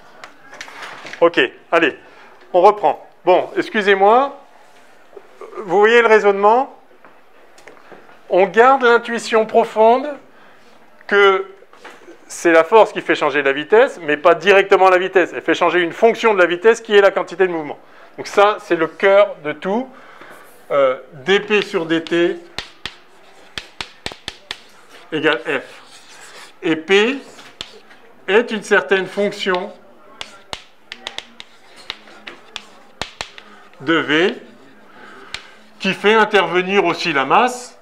Il y a un paramètre d'inertie, ça reste l'intuition aussi initiale. Donc ça, c'est le cœur. dp sur dt égale f. Par conséquent, si la force est constante, le taux de variation de la quantité de mouvement est constante, puisque c'est à une force donnée correspond à une variation de quantité de mouvement. Si f est constante, dp sur dt égale constante. Mais dp sur dt, c'est évidemment dp sur dv fois dv sur dt. Or, dv sur dt, on l'a calculé. C'est l'accélération. C'est donc A' sur gamma cube. Ça, on l'a obtenu en différenciant v, la loi de composition des vitesses. Donc, ce dv sur dt, c'est pas n'importe quoi, c'est dv' sur dt' fois 1 sur gamma cube. Sauf que dans le référentiel coïncident, d' sur dt', dv' sur dt', je sais très bien ce que ça vaut. Parce que là, je suis à vitesse nulle. Le v', il est à vitesse nulle dans le référentiel coïncident. Il va changer au cours du temps, parce qu'il y a une accélération. Mais il part de 0. Donc là, la vitesse est nulle, j'applique la loi classique. Et la loi classique me dit que ça, ce n'est rien d'autre que la force que subit le corps dans son référentiel, divisé par sa masse. Alors ce f', je l'ai appelé force dans le référentiel coïncident, pour être bien clair. C'est la force que j'applique au corps par rapport à lui-même, enfin dans son référentiel coïncident. Donc ceci, en fait, est égal à cela. Vous êtes d'accord avec cette étape ? Ok, eh bien, si f égale constante, c'est-à-dire si ça c'est constant, je dois avoir tout ça qui est constant. Si f est constant, je dois avoir dp sur dt qui est constant, donc ça qui est constant. Mais si j'ai ça qui est constant, dès lors que f est constant, bon ben en fait, ça c'est constant. Ok ? Ça égale constant avec f constant, ça implique que donc je vais noter là, finalement, c'est ça qu'on a trouvé.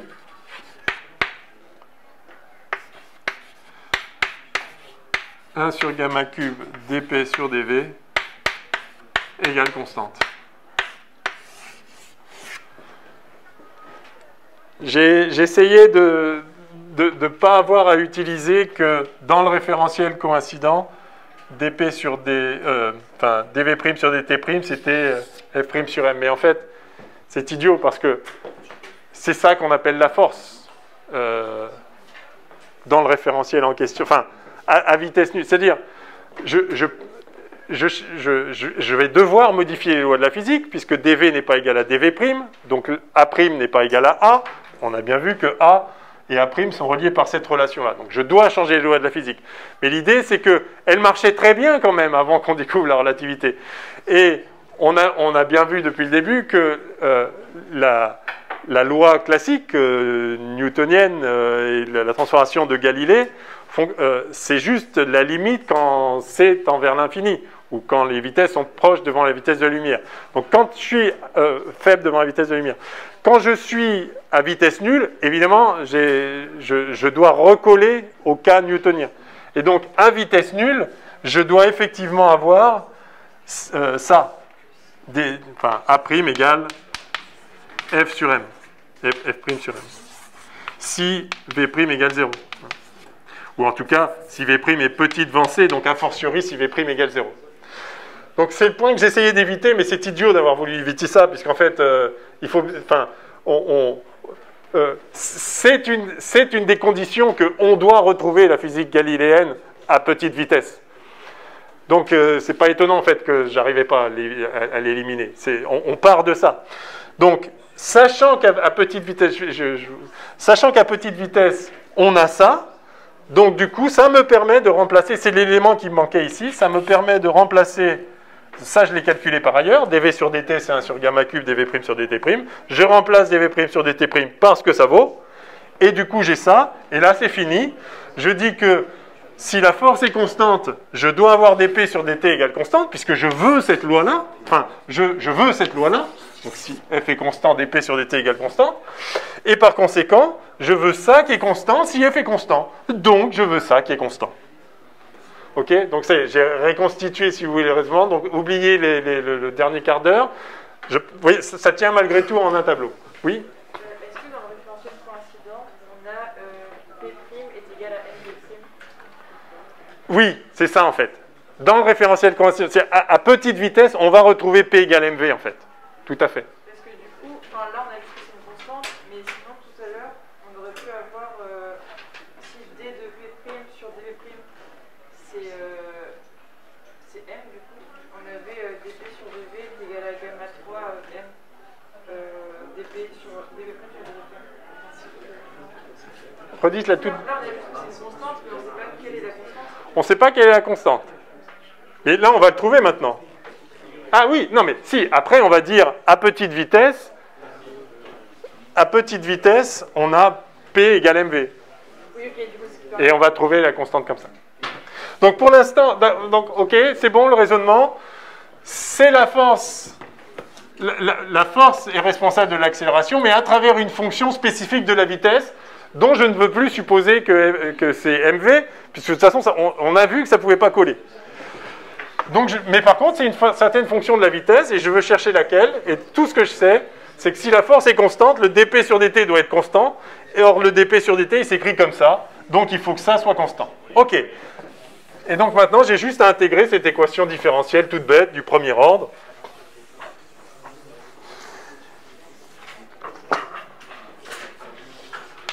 Ok, donc j'appelle k la constante. Ok.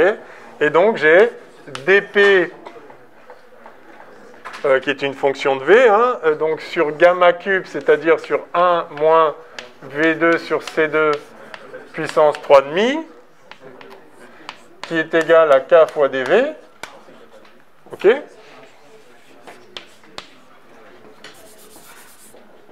C'est bon? Et donc, si je somme de 0 à v de dp sur 1 moins v2 sur c2 puissance 3,5, eh bien j'obtiens somme de k dv, et donc j'obtiens kv. Ok? Je somme de 0 à v, le membre de gauche, ça doit être égal à la somme de 0 à v du membre de droite, c'est évidemment kv. Je ne sais pas ce que vaut k, justement on verra après, on verra après. Ok? Eh bien il y a juste à faire cette intégrale. Alors, elle vous saute peut-être pas aux yeux, mais on va faire un petit changement de variable et ça va s'arranger. Et le changement de variable en question, là, on va faire typiquement dans ces trucs-là, vous faites du 1 moins sinus carré. Hein, si je fais v sur c égale sin θ, j'ai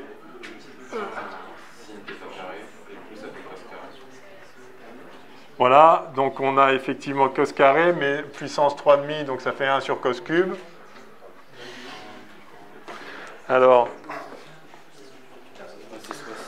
ouais, c'est bien ça que j'ai pris. Ok, donc on a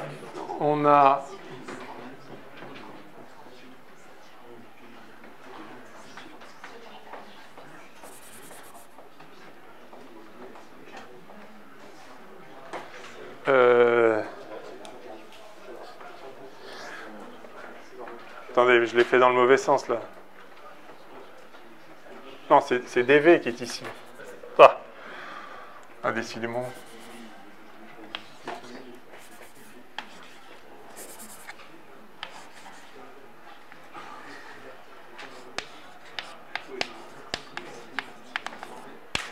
C'est ça, hein? D'accord? Ah, c'est dv. Alors, c'est pas k, c'est 1 sur k. Si, c'est K. Non, c'est K. C'est gamma cube, et c'est pour ça que c'est ça. Ok. Donc on a ça. Ok. Donc V sur C égale sin θ. Donc dV égale C cos θ dθ. D'accord. Et donc on a ici somme de 0 à arc sinus de V sur C de C cos θ dθ sur, effectivement, 1 moins sin carré, c'est cos carré, puissance 3,5, donc c'est cos cube, sur cos cube de θ. Et ça, c'est égal à K fois P de V moins P de 0.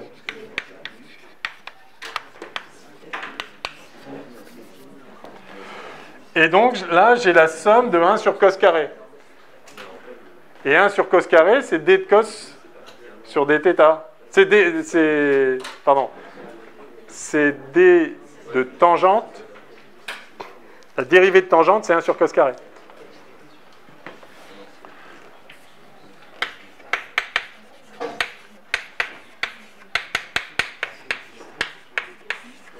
Je vous rappelle ça. Et donc, j'ai ici C tangente θ à prendre entre 0 et arc sinus de V sur C. Et donc ça fait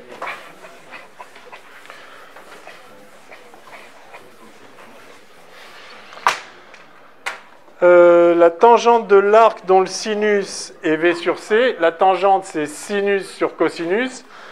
Donc c'est sinus, donc c'est V sur C, donc c'est C fois V sur C sur racine de 1 moins V2 sur C2, comme par hasard, égale K fois P de V moins P de 0.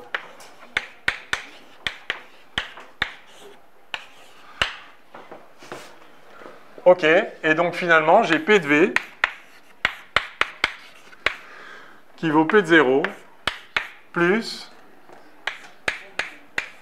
KV sur racine de 1 moins V2 sur C2.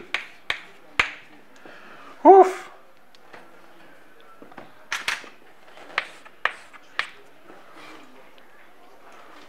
D'accord? Donc, une fonction qui s'écrit comme ça, avec n'importe quel P de 0 ici, une certaine constante, quelle qu'elle soit, il y a une constante d'intégration, et n'importe quel K ici, puisque tout ce que j'ai exigé, c'est que si la force était constante, je devais avoir dP sur dt qui était constant.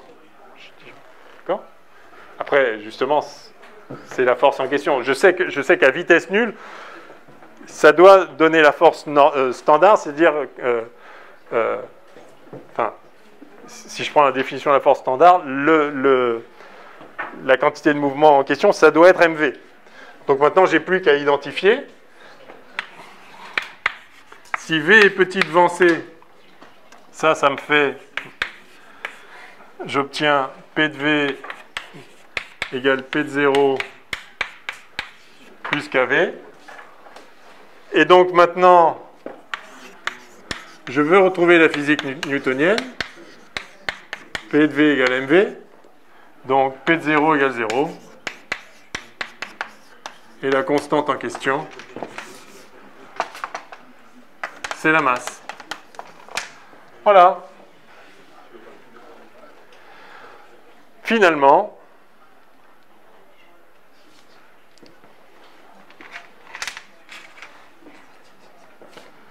je vais plus me mettre là-haut.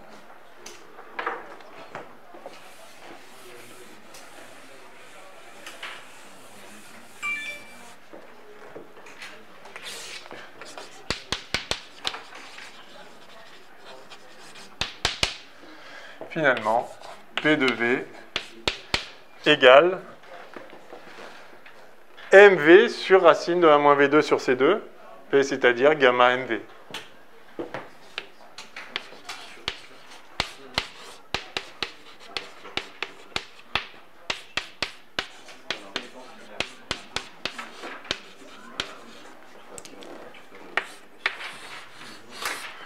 Ouf.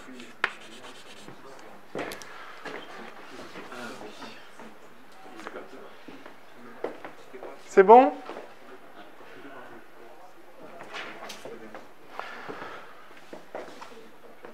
Donc la récapitulation du raisonnement, c'est de dire, je garde l'intuition selon laquelle, s'il n'y a pas de force, V égale constante.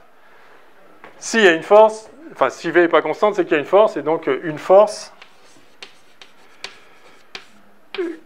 correspond à un dV sur dt non nul. Mais l'idée, c'est que la force, c'est pas dV sur dt.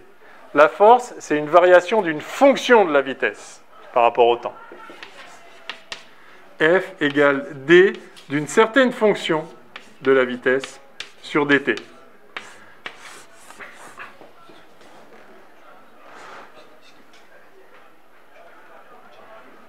Donc pour une même force, j'ai une même variation de cette fonction-là. Or, la variation de cette fonction-là, enfin, dire que cette fonction, compte tenu de ce que j'avais calculé avant, la variation, donc f égale constante implique dp sur dt égale constante, et ça, on a vu que ça impliquait que d1 sur gamma cube dp sur dv égale constante. C'était l'étape que j'essayais de... Enfin, sur laquelle j'ai galéré, là. Que j'essayais de faire sans un ingrédient qui était en fait nécessaire. Et on comprend bien pourquoi il est nécessaire. Et ensuite, j'ai juste intégré ça.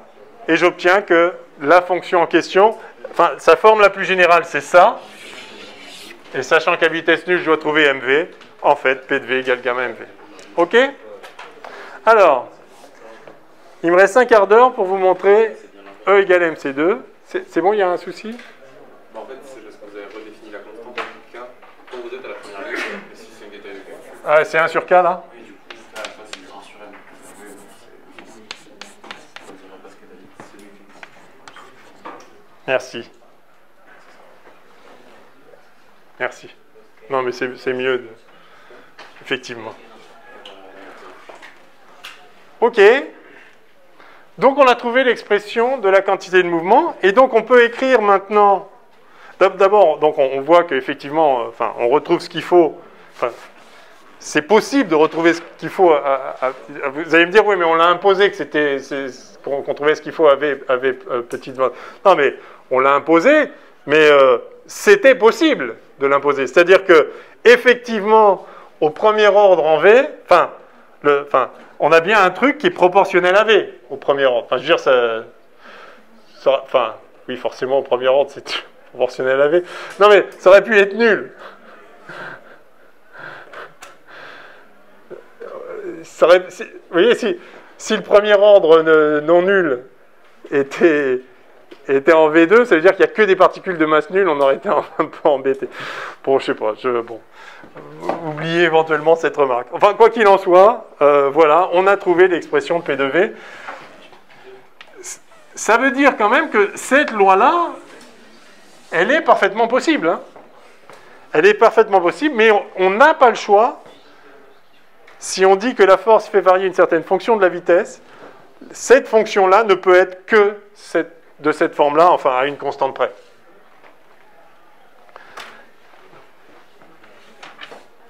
Mais comme justement, la loi, c'est de dire que f, c'est dp sur dt, évidemment qu'on trouve p à une fonction à une constante près. Parce que tout ce qui compte, c'est dp. Combien ça varie. Donc autant prendre que ça vaut 0 quand la vitesse est nulle, puisque c'est justement une fonction de la vitesse. Enfin, c'est ce qui est censé caractériser l'accroissement de vitesse. Donc évidemment, on prend cette constante nulle, c'est tout ce qu'on fait.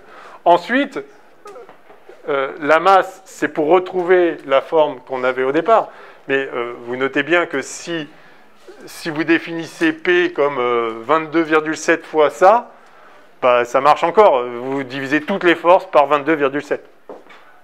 C'est la même loi, donc peu importe ce coefficient. C'est juste qu'il est proportionnel à l'inertie, à la masse du corps. OK. Alors maintenant, vient le problème évident. Alors d'abord, on va passer à 3D. Là, on a fait à 1D.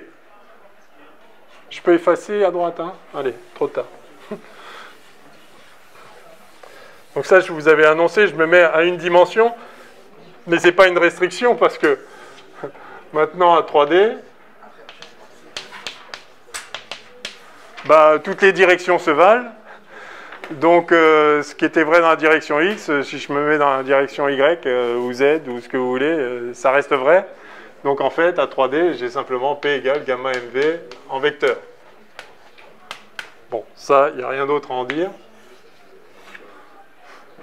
Ok, P égale MV.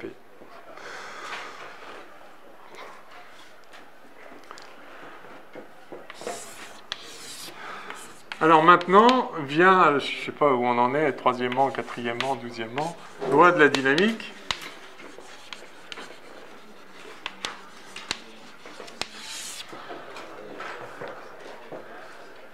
Est-ce que ça, c'est une loi possible, ça? Oui, c'est une loi possible, c'est ce qu'on a dit d'ailleurs.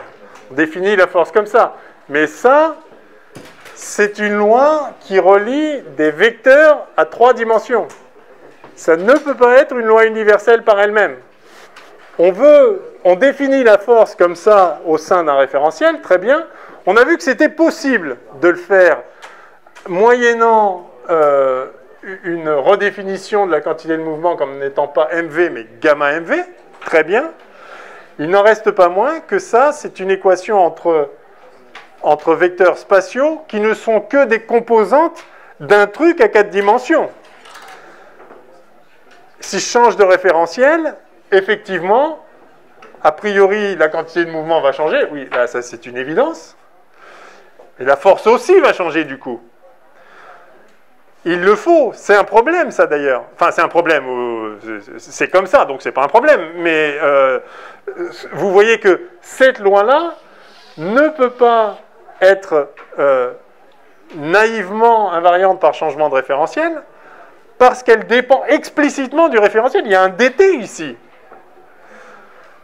C'est normal qu'il y ait un dt, parce qu'on définit la force dans un référentiel donné, ça me fait changer ma quantité de mouvement par unité de mon temps à moi. Très bien. Maintenant, dans un autre référentiel, je vais avoir une force, c'est peut-être pas la même, qui va faire changer ma quantité de mouvement dans ce nouveau référentiel par unité de mon nouveau temps. Donc, la loi que je cherche, c'est une loi qui me dise j'ai un truc qui est vrai dans l'espace-temps, et si je me mets dans un référentiel, ça se traduit comme ça. Si je me mets dans un autre, ça se traduit pareil avec des primes partout. Mais je cherche la loi pour laquelle je n'ai pas besoin de spécifier le référentiel. Donc le système de coordonnées. Donc je cherche une loi avec des quadrivecteurs, en fait. Parce que si je change de référentiel, P va changer, à l'évidence. T va changer, dt va pas être dt', et puis f, ce sera sans doute un f' aussi. Alors, donc, c'est-à-dire que là, j'ai un vecteur 3D, donc je vais faire un... Peut-être que mon troisièmement, j'aurais dû l'appeler plutôt quadri-impulsion.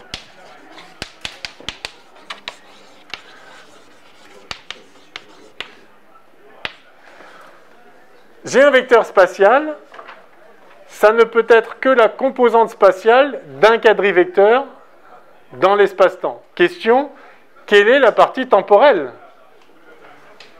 de ce quadrivecteur? Je cherche en fait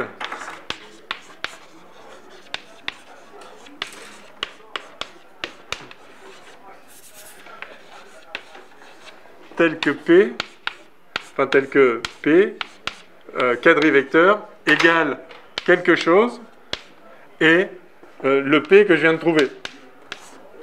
C'est-à-dire quelque chose et gamma MV.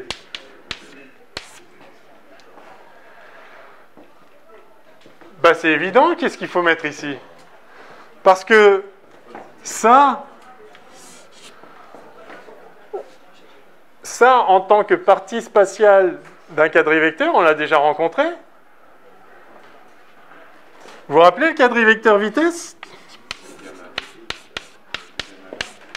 c'était gamma C, gamma V sur la partie spatiale. Donc gamma V, ça se comporte comme la partie spatiale d'un quadrivecteur. Et on connaît très bien le quadrivecteur en question, c'est celui-là. Donc ça, c'est la partie spatiale de ce quadrivecteur. Donc, mais ça, c'est juste m fois plus. M, c'est un nombre. Donc en fait, ça, c'est la partie spatiale du quadrivecteur m fois ça. De là à là, il y a juste fois m. Pour que ça se comporte... Or, ça c'est juste la projection orthogonale sur la direction de l'espace.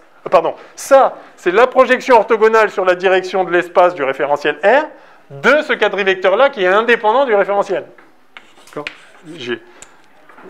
J'ai ça ici, mais si vous voulez, j'ai gamma prime C, gamma prime V prime dans le référentiel R prime.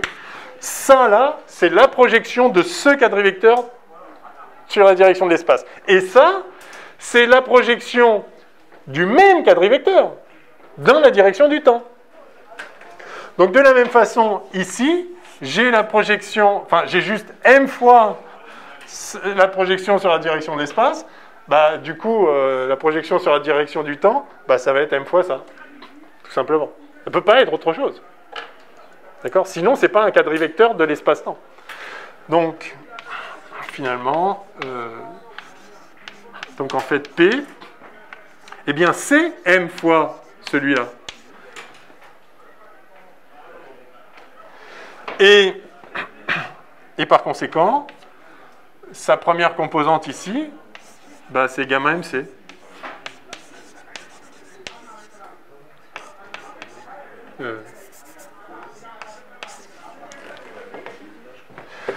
Vous voyez comme c'est beau au fond.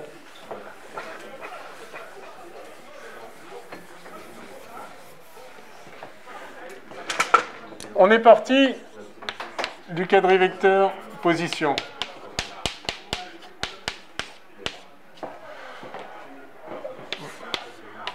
On a défini le quadrivecteur vitesse dr sur dt. Sur des taux, bien sûr. Et donc ça, c'était gamma C, gamma V. Partie temporelle, partie spatiale. Et maintenant, en fait, on garde exactement la loi de Newton, en fait. C'est miraculeux. P égale mv, oui. P égale mv. En tant que quadrivecteur. On est dans un espace à 4D. Les lois physiques ou les relations définissant des grandeurs, ici la grandeur quantité de mouvement, doit être écrite. Enfin, la grandeur quantité de mouvement P à 3D n'est pas une grandeur de la physique. C'est juste des composantes d'une grandeur vectorielle dans l'espace-temps. Donc, vous ne définissez pas un vecteur par une composante. Le vecteur lui-même, lui, il a un sens physique. Eh bien, c'est mv, oui, c'est mv, mais v est la vitesse, pas une composante particulière de la vitesse projetée quelque part, un truc arbitraire. La vitesse dans l'espace-temps, la quadrivitesse. Eh bien, P, c'est m fois v. Et donc, effectivement, ça fait gamma mc, gamma mv. Et donc, maintenant, reste à interpréter cette première composante.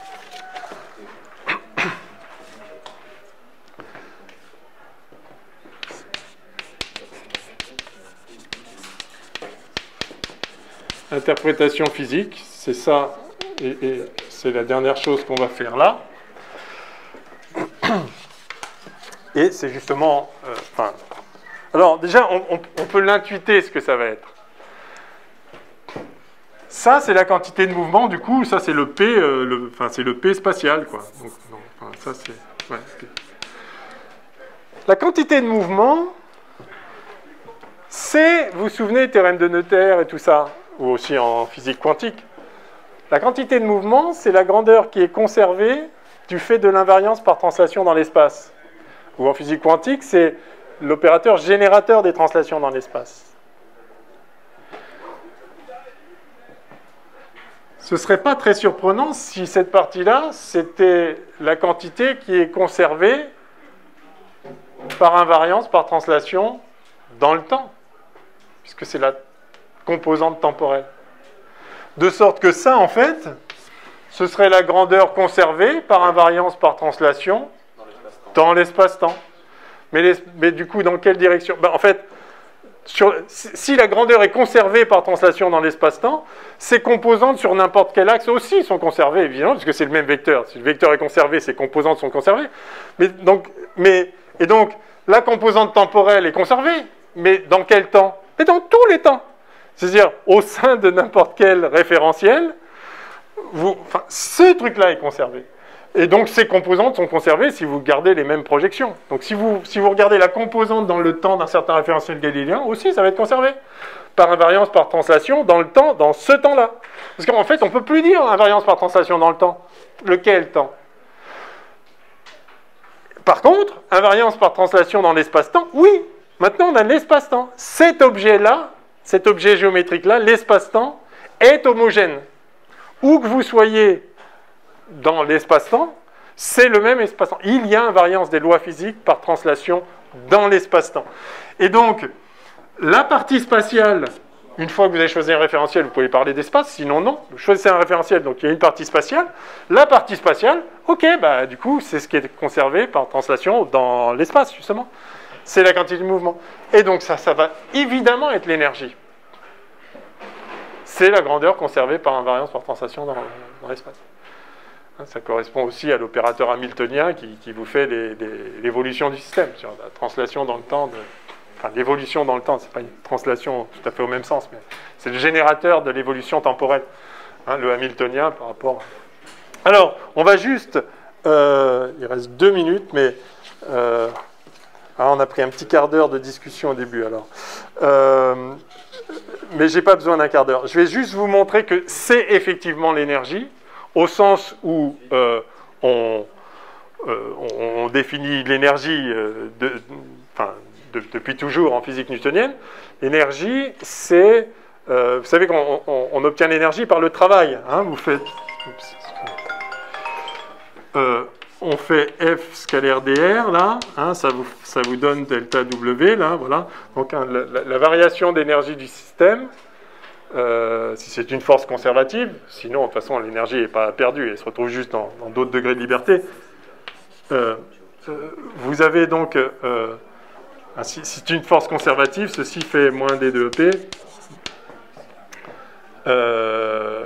Mais de toute façon, on va plutôt l'écrire comme ça, le théorème de l'énergie cinétique vous dit que la variation d'énergie cinétique est égale à la somme des travaux des forces. Donc c'est F scalaire dr. Ou si vous préférez, d de c sur dt égale F scalaire v. Je ne sais pas sous quelle forme vous préférez le théorème de l'énergie cinétique. La force scalaire la vitesse, c'est la puissance de la force, quoi. C'est la variation d'énergie du corps. Alors, faisons ça. Donc je me mets au sein d'un référentiel.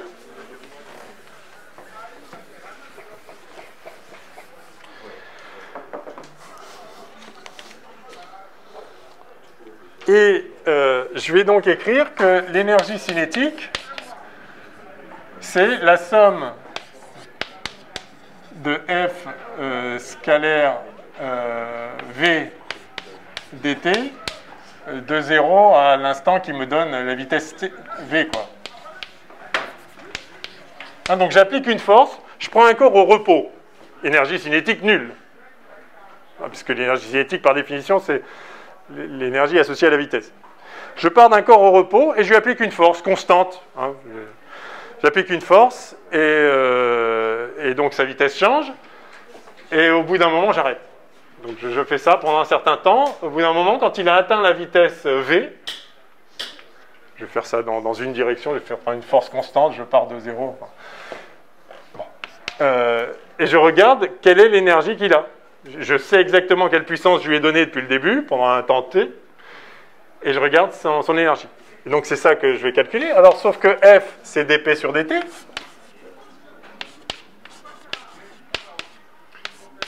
C'est ça l'idée.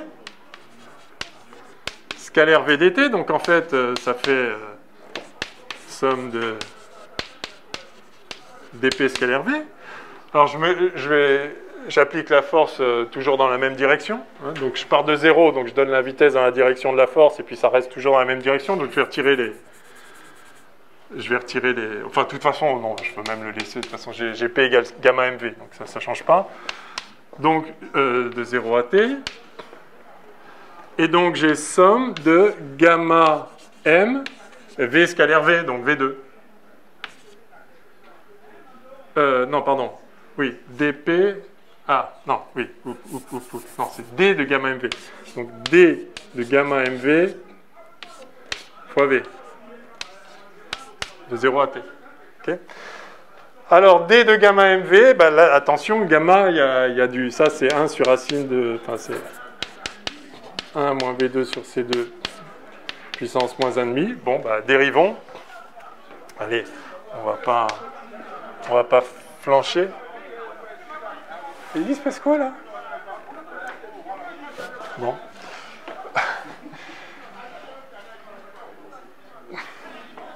La sécurité qui se prend la tête avec la sécurité. Bon. Ok. Je sens que vous n'avez pas envie de suivre le calcul à l'heure qu'il est. Je vous donne le résultat. Ça prend 2 lignes et demie. Hein. Il suffit de le faire. Vous dérivez. Vous intégrez. Ah, en fait. Ah non, j'ai rusé. J'ai fait par partie, en fait. Ouais, c'est... Oui, non, mais dans tous les cas, après, il y a un truc un peu compliqué. Vous faites cette intégrale, il y en a vraiment pour 2 secondes. En fait, vous pouvez ruser et intégrer ça par partie. Hein, vous dites que c'est d de gamma mv2 moins gamma mv dv, ça évite d'avoir à dériver un gamma, mais c'est juste pour gagner du temps. De toute façon, vous faites ça, vous savez faire, et on obtient...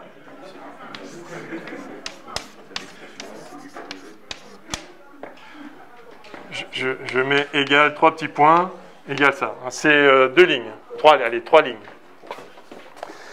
OK. Et donc, ce que vous voyez maintenant... Donc, vous voyez que l'énergie cinétique, c'est gamma moins 1 mc2. C'est juste, par définition de l'énergie cinétique, c'est l'énergie qu'acquiert le corps quand vous lui donnez de l'énergie à un rythme de... F scalaire V par unité de temps. OK. Et donc, ce que vous voyez, c'est que cette composante-là, dont je cherche l'interprétation physique, en fait, vous voyez que la composante temporelle du quadrivecteur quantité de mouvement, eh bien, c'est gamma moins 1. En fait, c'est l'énergie cinétique. C'est gamma moins 1 mc2 plus mc2. Enfin, sur C.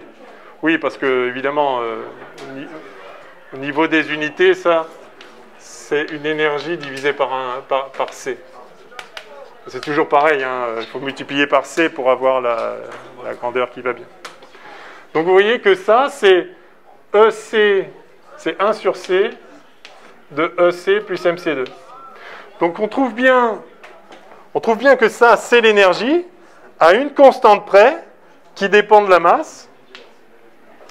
Et donc, effectivement, vous pouvez voir que le quadrivecteur impulsion, c'est l'énergie du corps divisée par C, à nouveau pour des raisons purement d'unité, comme toujours. Et ici, la quantité de mouvement P, la partie spatiale, ça reste la quantité de mouvement. Elle s'écrit gamma mv, et l'énergie ici s'écrit avec E, du coup c'est gamma mc2, et ce gamma mc2, c'est une partie cinétique plus une partie qui ne dépend pas de la vitesse et qui se trouve être simplement la masse fois la vitesse de la lumière au carré. Bon, ça a été un petit peu laborieux, mais on l'a eu. E égale mc2, c'est l'énergie de la particule dans son propre référentiel, c'est-à-dire quand sa vitesse est nulle, quand il n'y a pas d'énergie cinétique. Dernier point pour vérifier que ça, c'est bien l'énergie cinétique, on l'a calculé comme ça, c'est l'énergie cinétique. La question, c'est est-ce qu'on retrouve l'expression newtonienne à petite vitesse? On doit. Mais développons ça. Ça, c'est 1. Donc c'est 1 moins V2 sur C2 puissance moins 1,5. Donc moins 1 MC2. Eh bien, il suffit de faire un développement limité pour V petite vent C ici.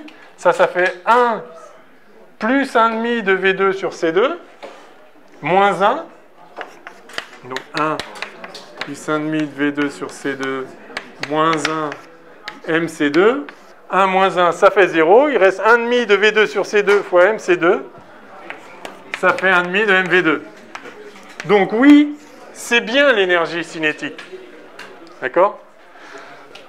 Quand on dit l'énergie cinétique, c'est 1,5 de MV2, non, c'est gamma moins 1 MC2. Maintenant, si V est petite vent C, oui, ça fait 1,5 de MV2. Mais sinon, non, ça fait ça. De même, quand on dit la quantité de mouvement, c'est MV. Non! La quantité de mouvement, c'est gamma MV. Évidemment, si V est petite vent C, gamma vaut 1, et ça fait MV. Mais la quantité de mouvement, partie spatiale du quadrivecteur quantité de mouvement, c'est gamma MV. Et l'énergie d'un corps, c'est pas MC2, hein. L'énergie, c'est gamma MC2. Du coup, dans son référentiel propre, là où la vitesse est nulle, le gamma vaut 1, et donc ça fait MC2. Donc c'est l'énergie du corps quand il n'a pas de vitesse, quand il n'a pas d'énergie cinétique. C'est ce qu'on appelle l'énergie de masse, du coup. Bon, allez. Ça ira. Donc, oui, des questions quand même, oui. On retrouve du coup la formule pour le photon avec dCK plus Alors, oui, alors du coup, ah oui. Alors, merci. Alors, vous me donnez donc un tiers de minute en plus. Alors, effectivement, on a ici un quadrivecteur, il est ce qu'il est. Il a la norme qu'il a, c'est invariant, ça ne dépend pas du référentiel. Donc, c'est quoi la norme de ce vecteur? Enfin, la norme au carré, la pseudo-norme au carré. P scalaire P. Ça, c'est un truc qui est ce qu'il est, c'est indépendant du référentiel. Alors, il suffit de calculer, ça fait moins ça au carré, plus ça au carré. Donc, ça fait moins gamma 2 M2 C2, d'accord, plus gamma 2 M2 V2. Donc, ça fait gamma 2 M2 C2 facteur de 1 moins V2 sur C2. Mais 1 moins V2 sur C2, c'est 1 sur gamma 2.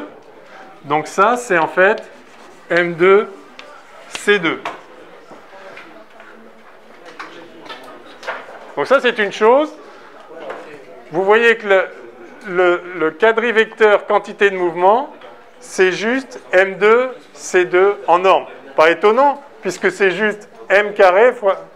Enfin, P, c'est MV. Donc la norme de P, c'est M fois la norme de V, qui valait... il me manque un moins d'ailleurs, non? Ah oui, si, c'est moins. C'est moins.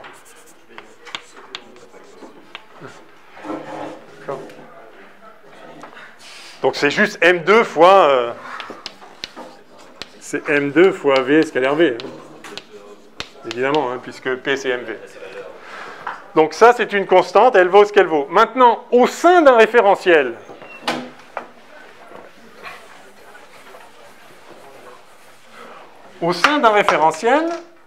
la première composante, c'est E sur C, et la deuxième, c'est P, de ce quadrivecteur. Donc, par ailleurs,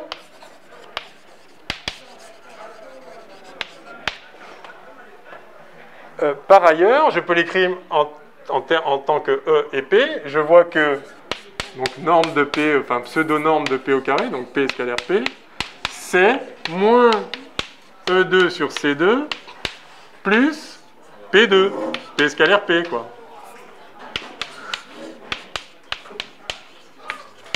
Et donc finalement j'ai ça qui est égal à ça, évidemment c'est la même norme au carré.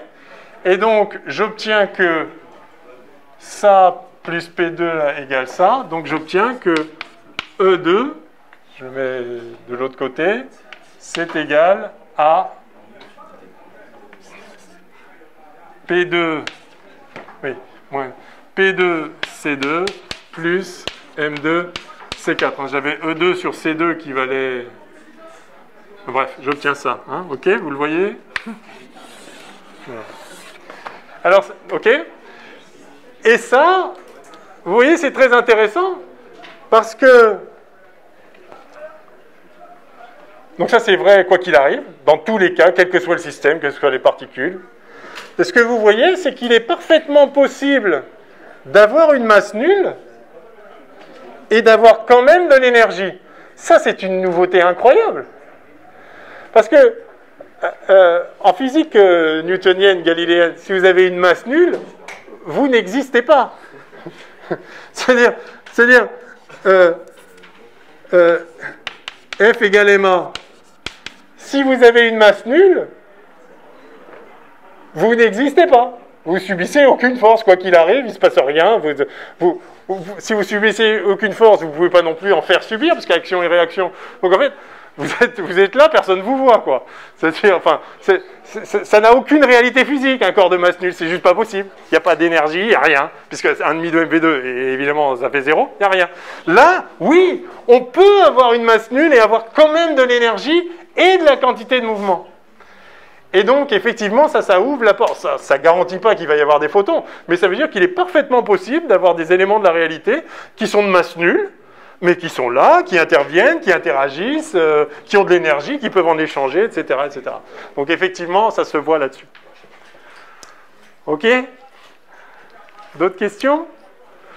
Bon, donc, on a dit le lundi 2 mai, on tirera un petit peu des conclusions, enfin des conséquences de tout ça. Merci pour votre patience.